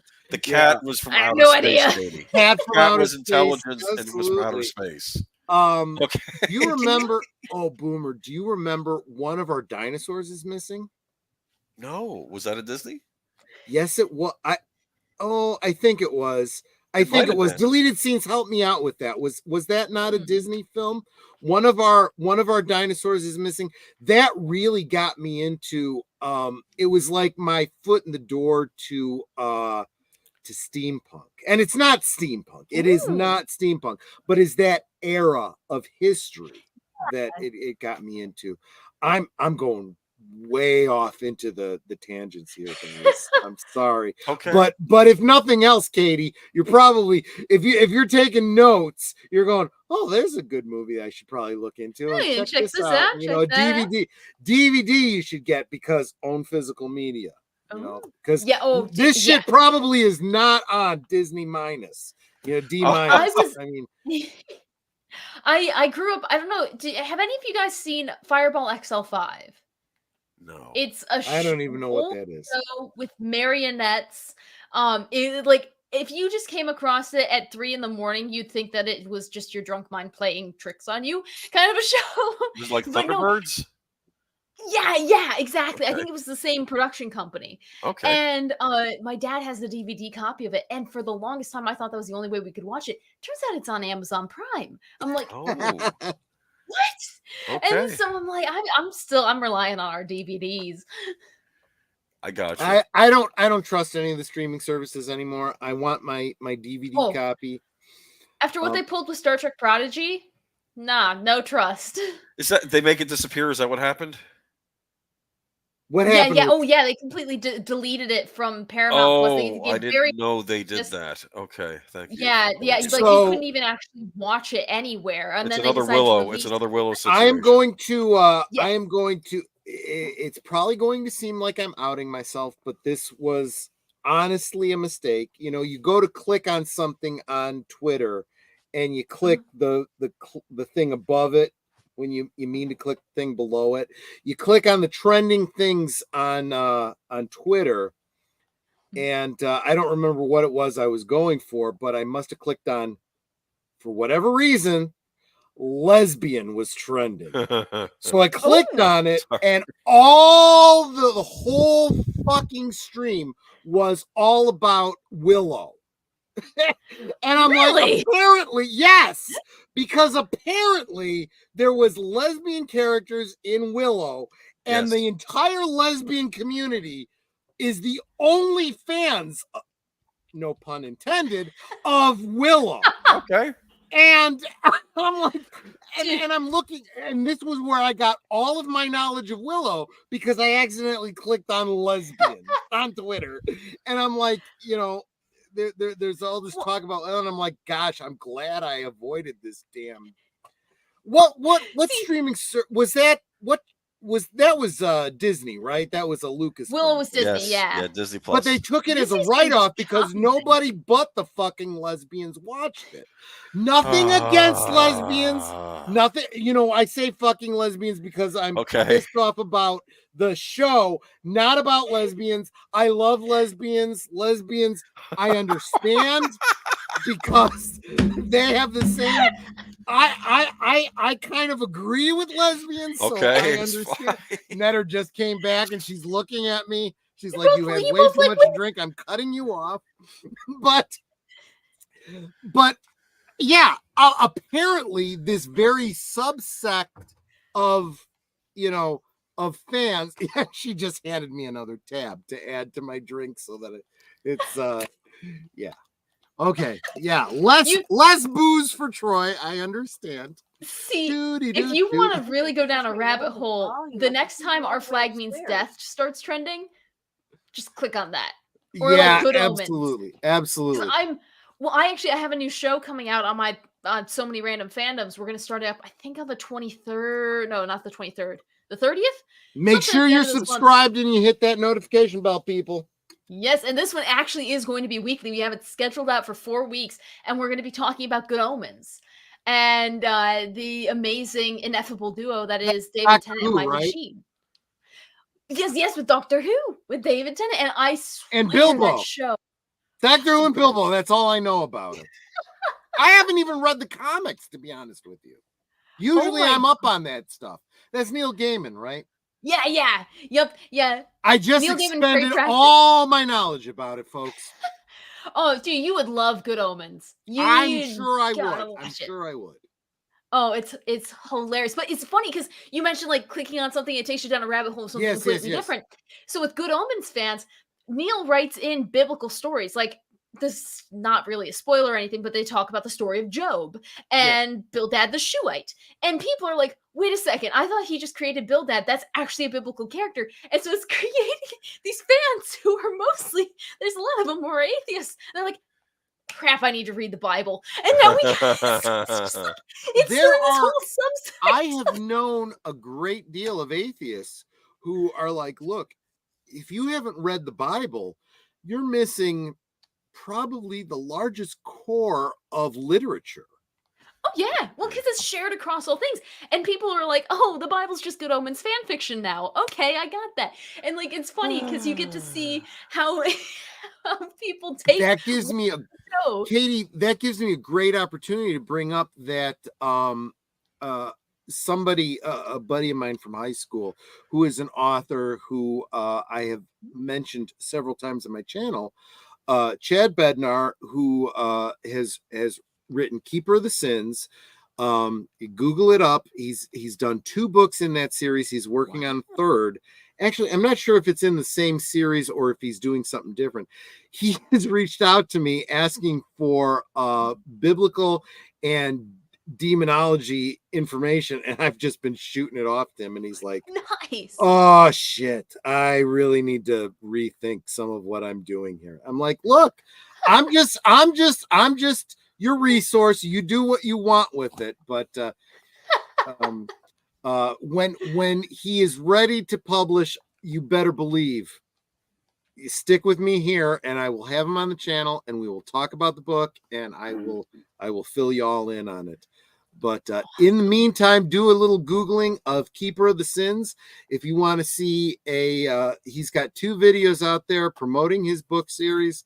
Netter and I are in it. I was a good 150 pounds heavier at the time, so you might not even see how many times you can spot the Netter. Just look for the bald guy. I'm the only bald guy in the video, but I was 150 pounds heavier. He's a scary bald guy. Yeah. Oh, yeah. So I play a priest in this, and I'm really angry, and I'm really emoting. And in the film, yes, exactly like that. And everyone in the room except Netter was like, "Troy, you okay?" They all took several steps back. They all step back. I'm like, "Everything okay?" And I'm like, "Yeah, I was acting." And Netter's like, "He's fine. He's just acting." It's like, no. "Do you want to take another take?" No, that was good. That was fucking good. We're print. That was great. No. After he finished the scene, he goes, and everyone's taking a step back, and I'm just standing there. She's almost laughing. Yeah. It's like he turns to Chad, and he goes, "How was that? How was that? Was that good?" Yeah. He's like, "Wow, that was great. That was it." And Dale, who played like 5 other roles in it, was like, oh, he was also the director of the shoot. He's like, "You okay, man?" I'm like, "Dude, I was acting." He's like, "Wow." He's got an IMDb like, longer than my forearm, and he's like, "You missed your calling." And I'm like, "Dude, it's what I do, man." That's awesome. But you know what? I may have to bring that up we're going into October. Maybe I will do a stream. I'll see if I can't get Chad to join us for a stream. Maybe we talk about his first 2 books, and that'll encourage him to get that 3rd one done. Absolutely. Nice. Absolutely. Damn, I've been all over the world. Katie, I hope I haven't made you feel like we haven't we've done a good job of focusing on the weather. Right. We're trying to talk about the weather here, people. The weather is interesting. It's not just, talk about the weather is just small talk, like I joked about it in my opening. Okay, I got a question for Katie. There we go. Yes. What made you start doing weather thingies like in Star Trek garb and all that, and making them so that they were Star Trek and what have you related? Yeah, I actually, my first one was DuckTales. Right. And my first ever one was DuckTales. And it's because when I moved out to Sioux City, they had just started up the DuckTales reboot with David Tennant. And it was a fun 30-minute show. No one dies. I just wanted something to detox after work. And I was like, oh, this is cool. And so when the next season was coming around, I was like, what would be fun is if I did a forecast for Duckburg, because they had a news character, like a news reporter character. I was like, I could do a Duckburg forecast. Yeah, exactly. And so I was like, I'm gonna try and do this because we're heading into. It was the pandemic. I'm pretty sure it was in 2020. Because I started August of 2019. And as soon as the pandemic started, I was like, oh, I'm bored. There's not much for me to do. Let me just screw with our graphics system and see if I can import images. And next thing you know, I'm just doing a forecast for DuckTales. And that had a huge response. The creators of the show commented on it and shared it. And I thought it was really fun. And so I was like, all right, well, let me try this with something else. Let me try Star Trek. I think Star Trek was like the second one that I did. And then I love the one you did, like several different planets in Star Trek. And Klatnosh. Yes, my ears picked up, There you go. You got. I think I did Cronus. I did Andoria. I did Vulcan. I did Earth. You get all of them. Deep Space Nine. I'm pretty sure I did. So now I have to pick out more planets to do Phantom Forecast for and do an update. Rurapente. Risa. There you go. Well, Risa's easy. Risa, they literally do control the weather. So I could do that. It was a Scottish settlement with a glowing candle ghost. I remember that episode. Yeah. Granny's gonna have lightning flying from her fingers. Absolutely. There was, look, okay. I'm too drunk, so I have to be very careful with what I say. There are some storylines in Star Trek: The Next Generation that could get very adult. and that one very much so. And if you think too hard about it, the game, do you remember the episode The Game? Oh yeah. The addictive, which of course the modern audience could look at as being very like internet, TikTok, tied into your phones kind of thing. Tetris. I don't know. There was supposed to be Tetris. That was I called that the Tetris episode.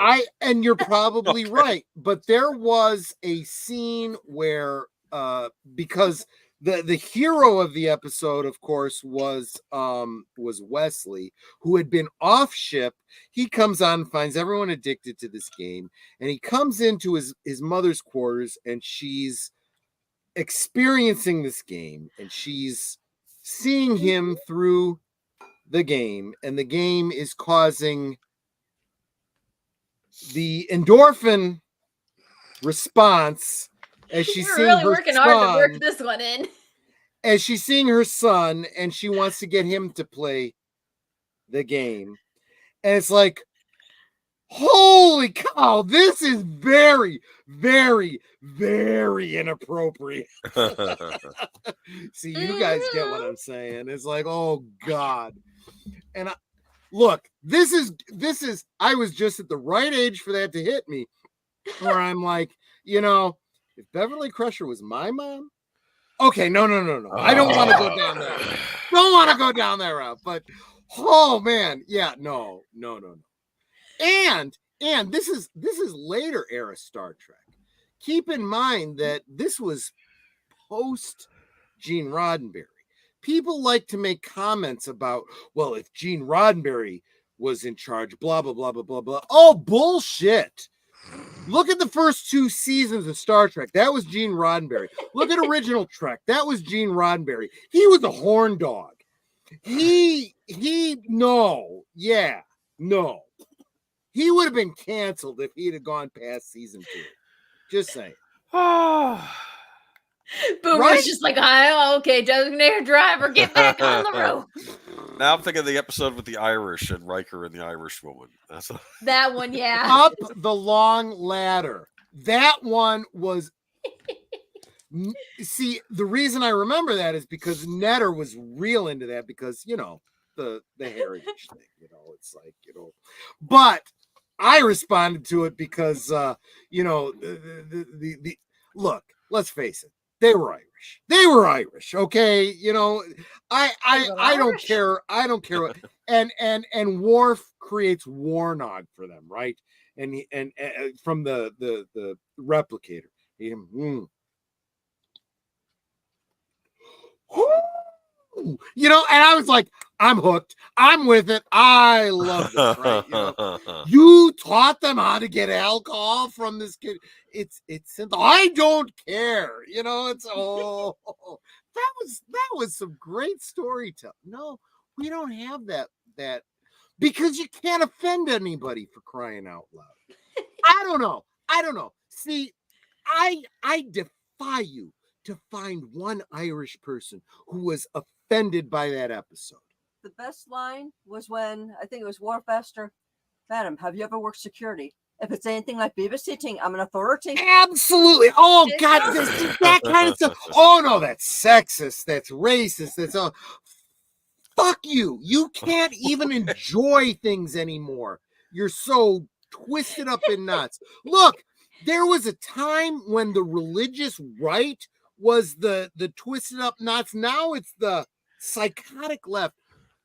Katie, don't even comment. You can laugh if you want, but I don't want to implicate you in my drunken rants. But... No, because I'm just thinking like there's a reason I chase tornadoes. It's because it's nice and no one is around, and there's nothing political about it. Well, unless you start talking about global boiling.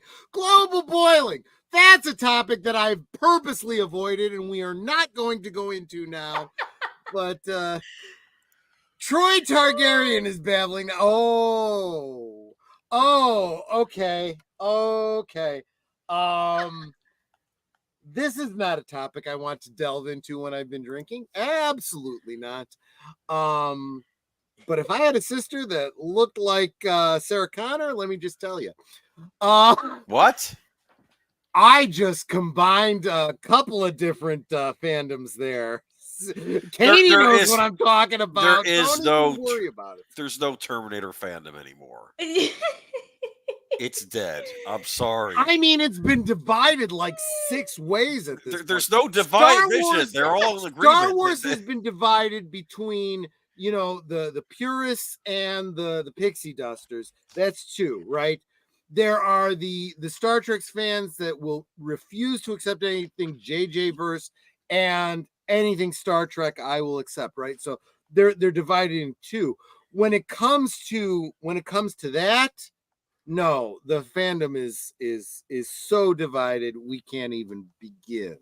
So never mind. Wow. I'm sorry, Katie. And Netter has given me the stink eye, because deservedly so. I have gone so far off the reservation tonight. You may never even come back. I expect you to be so offended by me that help me out, Boomer. Straighten us out, because you are my designated I have one last thing to comment with Katie, if you don't mind. Yes. No, absolutely. Get me on track. Last time you were on last year, you had made a comment about how you had been to a school to do a weather presentation. I don't know if you've done anything like that since then. Mm-hmm. But I remember all the kids thought you were really cool. You were mentioning that, and I don't know. I just was wondering if you've had anything like that since then, where you were talking to kids about weather or anything like that. Oh yeah. I love doing school talks. I haven't done any over the summer. Sometimes I'll do camp talks and stuff. Right. But now that we're getting back into the season, I have 2 scheduled and plenty more too. And what I've really enjoyed, I don't know if I told you. Did I tell you guys the story about how I got swamped for autographs? Yeah, but you can tell it again, though. Yeah. Okay. No. We got a lot of new audience here, so yeah. No, I love when I finish up a presentation and the kids are just freaked out. They're like, "Oh my gosh, this is amazing!" And then you just get the one kid who's like, "Can I get your autograph?" And all the other kids are like, "Oh, that's a good idea." And then you just end up getting a mosh pit of 4-year-olds, or not really 4, probably 8-year-olds. Everyone looks like a child now, but no, they just all go. They're like, "Sign my arm, sign my face," and it's hilarious. You don't think a meteorologist would do that, but apparently they like my presentation. Sign your face. See, I told them, I was like, your parents wouldn't like that. I'm gonna get it. Sign your forearm, and that's better. Yeah. The only reason I joke, and I'm not serious about the whole intimidation of your celebrity, is because I feel like I kind of knew you before you won the Emmy, before it became so I feel like oh, we're friends. Maybe I'm assuming too much, but I'm like, no, I feel like we're okay, so but I'm joking, not joking, when I say Emmy Award winning meteorologist Katie Nickolaou. If nothing else, people need to respect you for that, because that's a big deal, Aw, I just like it because it gets the attention of the room when you need it. There you go. Fair enough. I've been talking about this a lot. Surprisingly, I've been talking about this a lot this week, talking about dealing with celebrities. Netter just had Maria from Telly on last night. Oh, yes. Depending on what time zone you're in the night before last. But she was talking about, knowing celebrities, and I was talking about Netter and I meeting a lot of celebrities, having lunch with them, so on, so being security for them and whatnot. And realizing that celebrities, 2 things. First, celebrities are just people that happen to be well known, and 2, celebrity, fame does not equate to fortune, right? Mm-hmm. Just because you're well known and you've been on a lot of magazine covers does not necessarily mean you're wealthy. Netter and I have gotten to know celebrities who were you know, on a whole bunch of magazine covers in the 80s that now live in, you know, trailer parks, you know, single moms and so forth. You know, it's just, it's tough. So that's something to keep in mind. Then again, not all celebrities are made equal. Some celebrities think who the hell they are, and some celebrities are, I'm just well known. I doesn't mean I'm any different from y'all, you know. And let's face it, I would not be associating with anybody who thought who the hell they were. So if they're on my channel, you know they're good people. Okay, just say it. Not saying specifically meteorologist Katie, but meteorologist you Katie. can judge. Okay. Just say it. She's good people. Okay, I vouch for her. Okay, but so it's the true. Would you bail me out? That's the true sign. I don't know. I'd probably be in jail before you. I mean, well, I love playing the game. We played this all the time on our storm chases.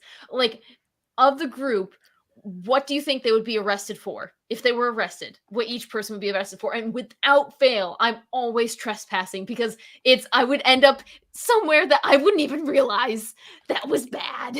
Katie, let me tell you Area something. 51. Well, so yeah, it'll be low. It's she'd be doing the anime run, right? Like all the right. Yeah, exactly. She knew exactly what I was talking about. The fact is, Katie, every year that goes by, the older I get, the more reasons I could see myself getting arrested. Just saying, because the older you get, the less you give a shit, and the more it's like, I'm sick of this bullshit. I'm sick of the government. I'm sick of everything.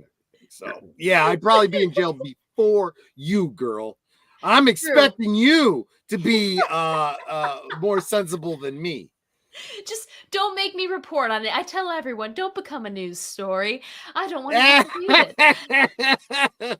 Well, I'm never going to be a weather report. So, I mean, never worry about that, right? But I could see you. And now to Katie for the weather after she's heard about, you know, some dingbat bald Italian in Chicago that did something stupid, you know, just. But well, it's so funny because sometimes, like in the mornings, we literally will be like, "Oh, weather! Thanks so much." Coming up, a man was shot 6 blocks away from a puppy orphanage. Like it's awful. like, no, what a horrible transition! It's like, oh, great! Now I got to talk about this hurricane after we just talked about the murders and the death and the. Welcome, DJ Ronnie G. I can tell you, but I'd have to admit to having been cuffed. Oh yeah. Yeah, the older you get, the more likely there is to be some stories to tell. I just yeah. It's leave it at that. It's getting bad out there, friends. I'm just saying, and I follow the news. And look, I am the reasonable one in the room. I've got friends that email me and are like, "Did you see this article? Did you see this article?" And I'm like, dude, give it a week. This is going to work its way through the courts. Trust me. And then 2 weeks later, he's coming back to me. You were right. You were absolutely right. I'm like, dude, I'm a fucking old fart. You know, it doesn't mean that I can see the future, but I know the past. And so I can predict the future pretty damn well. Just saying. Holy, this is what happens, Katie. What? The older you get, the less a life sentence becomes a deterrent. Damn it, Sir Torin, you are so damn right. You know, the older you get, the more a life sentence feels like 3 hots and a cot for life, right? Oh my god! I have said that for a long home. time. It's like, look. I feel like I need to revoke my citizenship, move to another country, and then sneak back into this country because I would get more benefits. Just saying. Again, Katie, you do not comment on that. This is not meant to implicate you. The comments from the host have no bearing on, you know, the guests. they're exempt from my crazy ass bullshit. Guess there's legalese for you. This is why I can't get people back, Age of Boomer. I do this kind of crap on a stream, and they're like, "Oh crap, my career is ruined." I just showed up on Last Call with Troy Pacelli, and I'm gonna be canceled now. Enjoy it. No, it's fun to just be able to talk with friends. Oh no! You thought I was bad? You thought I was bad? Lights or Us just showed up. Oh, God. Yeah, you're late to the chat. You're better off because this has been a hell of a stream. And Emmy Award-winning meteorologist Katie Nickolaou might not have a job next week if you were in the stream this whole time. Let me tell you. Oh, geez. Yeah, he's an instigator. Let me tell you. But he's a local fireman. Who operates like Age of Boomer under a pseudonym, so he doesn't get in trouble because these people are smarter than I am. So just there you go.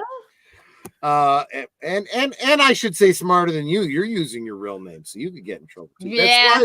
That's why I'm doing the best I can, even in my drunkenness, to run cover for you, girl. Oh my gosh. What were you thinking coming on my channel? I'm never gonna have another guest again. I'm screwed. It's fine. So put us back on track. Help us wind out the stream. We're getting near the midnight hour. You might want to ask your guest if she has anything coming up that she'd like to share with us, like any. Yeah, so normally I would ask a guest, "Hey, what do you have coming up in the coming weeks?" But you're so hit and miss. I'm not sure you have anything. I really am. Yeah, it's crazy because with trying to do a schedule by yourself is difficult. Trying to do a schedule with other people your age is also horrible.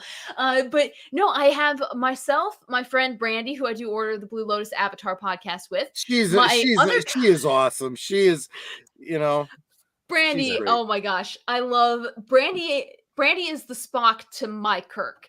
Like I get that. I totally get that. Yes. Oh, yeah. Well, and what's great is we both had the same roommate of Jillian, who's joining us for another show, and Charlene Schmidt from Star Trek fame and To the Journey podcast. We're all four of us coming together for a new show on my channel called Welcome to Our Cult. And basically, we introduce people to a fandom that they've never seen before. And the first one we're doing is Good Omens, because it's 6 episodes a season with 2 seasons. So we're going to have them watch, and we're going to discuss it. It's going to be great. So that's coming up September 30th, if that's the right. Yeah, September. There you go. September 30th or October 1st. One of the two. And that brings us to this comment from DJ Ronnie G. Yes, the pretty lady, weather lady, does have a channel. Check out the link in the description. So many random fandoms here on YouTube. She does a lot of talking about the weather bending show film anime that I don't know anything about, but that's more of a boomer thing. I don't know anything about that. Airbender, Avatar. Airbender, waterbender, fire, earth. Very popular. Those elemental benders. The only bender I know is bite my shiny metal ass. That's all the bender I know. Fan art. There is crossover fan art. Amen. There you go. So, but yes. So please make sure you're subscribed, because for crying out loud, she just put up with 2 hours of my crazy ass bullshit. She deserves to be subscribed to and hit that notification bell. I just need socialization. I work from midnight to 10. Like, I need human contact. People think, if they see you in a subway or something, they're like, oh my gosh, celebrity. No, you just happened to catch me when I wasn't sleeping. You recognize me? Yeah, right. It's like, no, I just never get out because I work from midnight to 4 a.m, or whatever. But for your information, Katie, if you are ever in the Chicago area, let us know. We'll do everything we can to make sure you love your time here, and I'll put it all Troy's time. Yeah.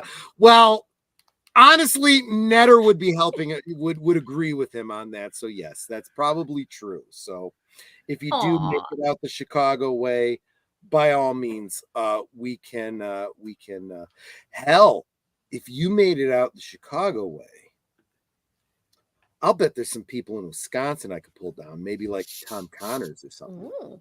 And speaking of something being on our dime or anyone's dime, I dropped the link to the Islands in the Stars fundraiser. Oh yeah.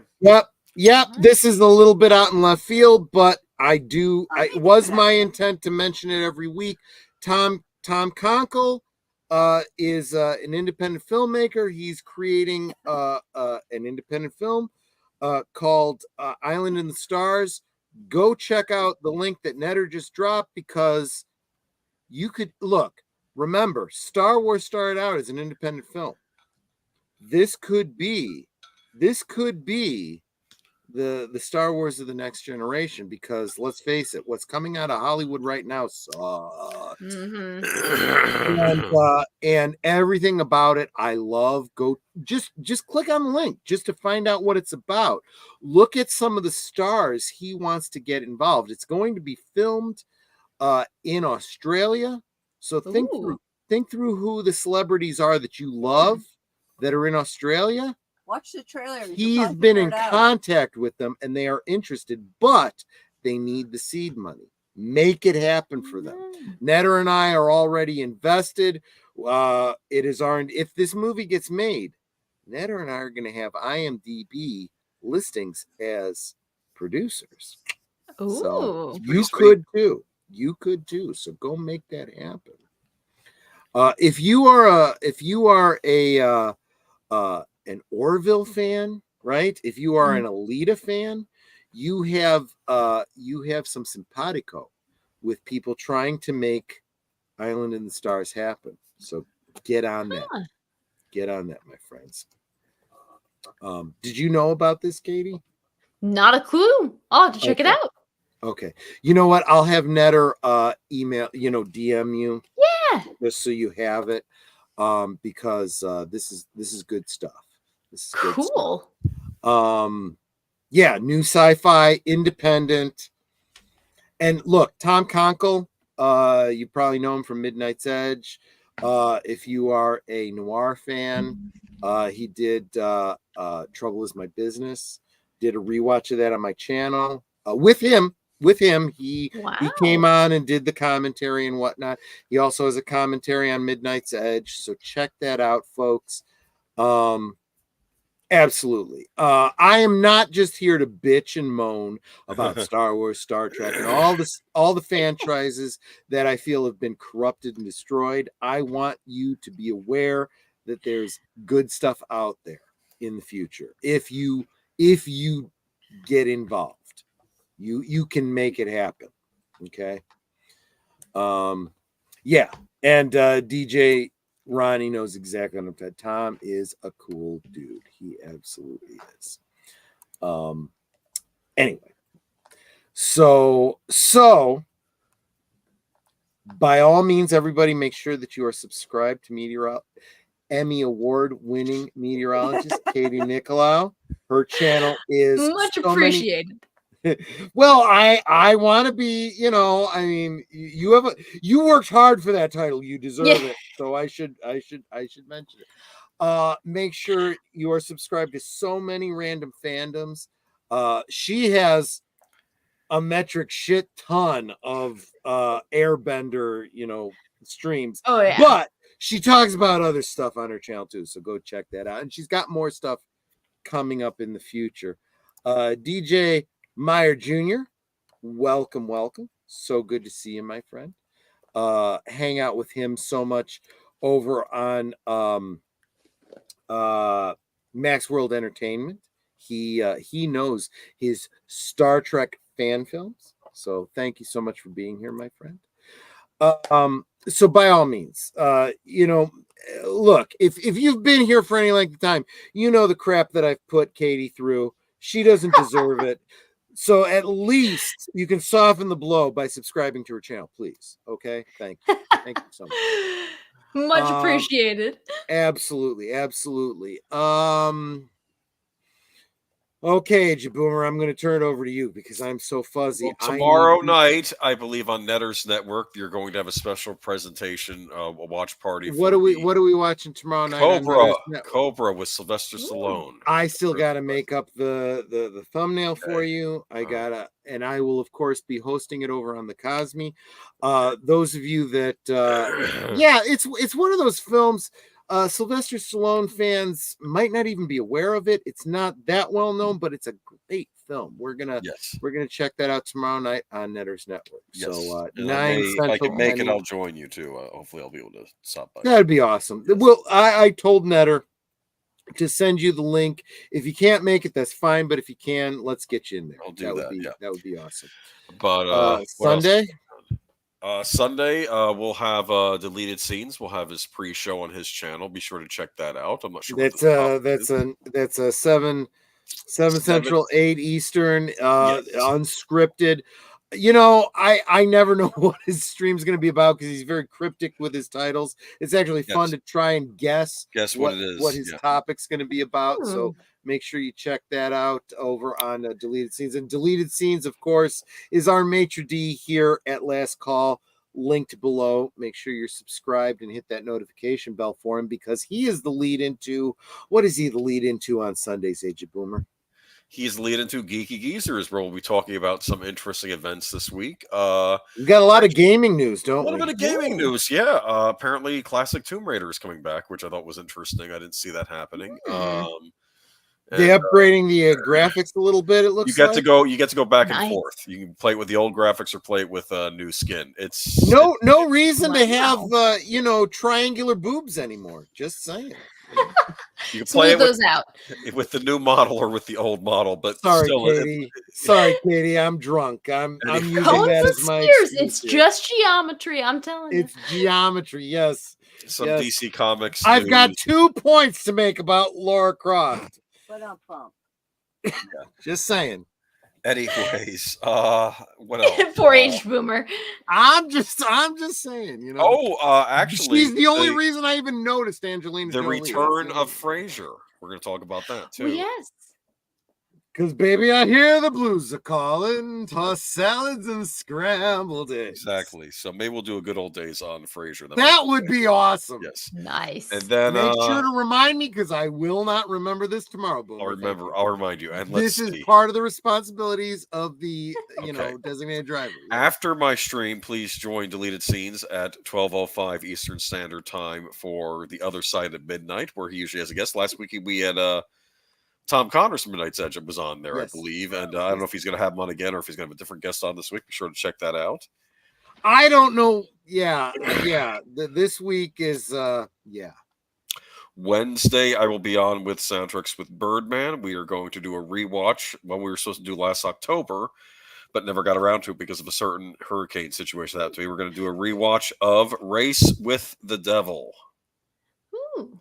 With Peter Fonda and Warren Oates. I know who Peter Fonda is. You don't know who Warren Oates is. Know. They paired up in a few movies, and has the actress from MASH is in it actually. The one who played the nurse, or in it. She's in it as well. And it's all about. You have missed nothing. Luddites are us. You can always go back and watch the stream later. I could use the watch hours, please. Thank you. Yeah, Loretta Swit. Laura Swit, she's in it, yes. And also the actress that played Angelique on Dark Shadows, she's in it. Wait, how old are you? How do you even know who Loretta Swit is, girl? I've seen all of MASH. I love Klinger and Hawkeye. And I actually hiked to the MASH site, and my cat's Radar, his full name is Radar O'Reilly Nickolaou. Oh, yes. Nice. See, unfortunately, I was about to break into song again, but Suicide is Painless is not a song I want to be singing today after the recent news, and I think those of you that know, and we won't go any further there, guys. Go ahead, Boomer. Anyway, what else is going on? Just gonna say it's Peter Fonda and Warren Oates in an RV being chased by a conspiracy of Satanists across California. So there you go. And I was thinking the other day, wow. I'm sure glad Birdman's not a dog lover. He might not like this movie because something bad happens to a dog. Anyway, It's PG though. It's PG. It's PG movie. Back then, you could have all sorts of things in a PG movie. Wow. You could have bare boobs in a Yes. PG film back then. gosh. We've talked about that. We have talked about that. Next will be Thursday for Thursday Things with Netter over here. What's going on Thursday, Netter of Netter's Network? Let's see. Who is my next guest? She's looking. I was pausing for dramatic effect, dear. I know who my next I guest know, is. but I'm saying it like, you know, there's a process going on here. Yeah. Anyway, my next guest will be Disney Sheepherder. Disney Sheepherder. Yeah. I hope he likes the thumbnail that I created for his. And I am still looking for guests, so I'm looking for ones for October and beyond. Just like we pointed out about PJ of Orville Nation, how he inspired the whole concept of Together We Grow. Well, Together We Grow. So if you have a channel that you are looking to grow and you're looking for subscribers and you'd like us to talk a little bit about your channel, look, chances are if you're here, I'm probably already subscribed to you. I've probably already checked out your channel. But if you'd like to come on and talk about your channel, come on. Just send us a DM. You know how to reach us. And most people end up with at least 3 more subs, so yeah, absolutely. If we can get you 3, 4, 5 guys. Okay, I haven't talked about this all stream, but I'm gonna share this. I had a goal. I was at 660 subs yesterday, going into Netter's stream, and then Maria of Tea and Telly did some kind of Maria magic. I don't know what the hell she did. Oh, and she and I ended up with 14 more subscribers. Wow. My goal was 6 more. I was at 660 and I wanted 6 more. You do the math. But in October, I want to do a rewatch of the 1976 film, The Omen. And now I think I can justify it. So thank you, Maria. I will talk more about that in the future, but look forward to a watch party of The Omen in October. I still need 2 subs to make the 275 for the trivia. 2 more subs. 2 more subs. I'm looking for somebody who's here who just came here because of Emmy Award winning meteorologist Katie Nickolaou, who is harder to say as you drink more, isn't it? It gets harder. Yeah, it's a long phrase to say, and I can only think 2 words forward the more I drink. So anybody who's here who is not already subscribed to Netter of Netter's Network, her link is below in the description. Please subscribe to her so she can get the few more subs that she's looking for. And then we'll have a trivia contest, and I give you stuff. And I love what I almost called him by his actual name. I almost outed him. I almost doxed him. No, I got it. I see. This is why I always in the backdrop in the green room. I always call Age of Boomer. He's like, my name is, and I'm like, I know. But if I start calling you by your name, do it on the air. I might say it on the air, and I don't want to dox you. I do the same thing with Luddites Are Us. But yes, I want a sub sandwich too, my friend. I totally get that. But dude, where were we? Did we get through we didn't get through the whole week yet. You did Netter for Thursday things. Now we're on next Friday. I don't even know. So Boomer and I need to talk about what we'll be talking about next week. I do have a big stream and a big guest the following week lined up. Yes. Although, just like, whenever you have a celebrity guest, that you might have to work around their schedule because life happens, right, Katie? Yes. So I do know that in 2 weeks we are planning, and I will share this. In 2 weeks, we are looking at doing. We don't do a lot of watch parties on this channel, but I am looking to do a watch party of a film that's actually very important to my psyche and how I grew up. Bruce Willis, Hudson Hawk, and our special guest will be Culture Casino, whom I've been wanting to get on this channel for a long time anyway, so it's a great excuse. It works out perfectly.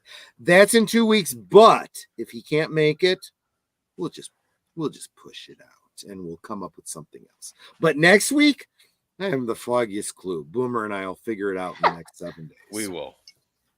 All right. Sounds cool. And that brings us around to, I don't even remember because I'm too drunk, but over on Big Al Presents, we'll be doing a rewatch, a week from tomorrow, and it'll be fun, and you should be subscribed to him. Anyway, his link is in the description below too. Make sure you're subscribed. That's all I got, guys. Anything else? Well, did I miss anything on the topic tonight, Katie and Boomer? I had fun. I don't think so. I think we covered the hurricanes pretty well. Katie, I'm so glad. Even if you didn't, at least you've been diplomatic about it. Oh yes. But I know that Netter usually likes to give her last word, right? Yes. So Netter, you want to take us out? What do you want to say to our viewers? Well, I know Troy didn't touch on it. He just said that there was something sad had happened, but I would like y'all to put out prayers. Yeah, guys. No, thank you for reminding me. I'll bring it up. So those of you in the community, especially in PJ's sphere, Gil Bavel, the cardinal sin, passed away. We found out about it yesterday. I'm not sure exactly what the details are. We don't need to know the details. We lost one of our own folks. We will talk a little bit more about it on Sunday. But guys, just remember that we are not owed another day. You never know. Yeah. You never know. So remember that about yourself, and remember that about everybody you interact with. You may not have another day. Treat them as such. Yep. There you go. And of course, y'all know what I always say at the end of every stream. Yep. We can talk amongst ourselves, and that's all well, good, and fun. But it is so much more fun when you guys are joining us in the chat and you're dropping your comments and questions, trivia, being goofy, whatever it may be. And it doesn't feel like we're separated by miles or continents in some cases. Yeah. It feels like we're all hanging out in the same room, just enjoying each other's company and having a great time. And watching Troy get drunk and being goofy. I hope you guys get a laugh from me. That's all I care about. And he's actually not as drunk as y'all think he might be. You're ruining it. But you guys aren't just our friends. You are our family. And we love you guys. You can be anywhere right now, and you choose to be here with us. And that is so encouraging. I don't know what's wrong with you folks. Thank you all so very much for being here. And we will definitely see you next time. No, seriously, I do appreciate it. She's right. She's right. You could be anywhere, and you chose to be here. You could be. Look, there's bigger channels that are streaming every Friday, and you guys chose to be here. I was being a little silly and tongue in cheek about the sudden jump in my channel subscriptions, but gosh, I'm so appreciative, and that's.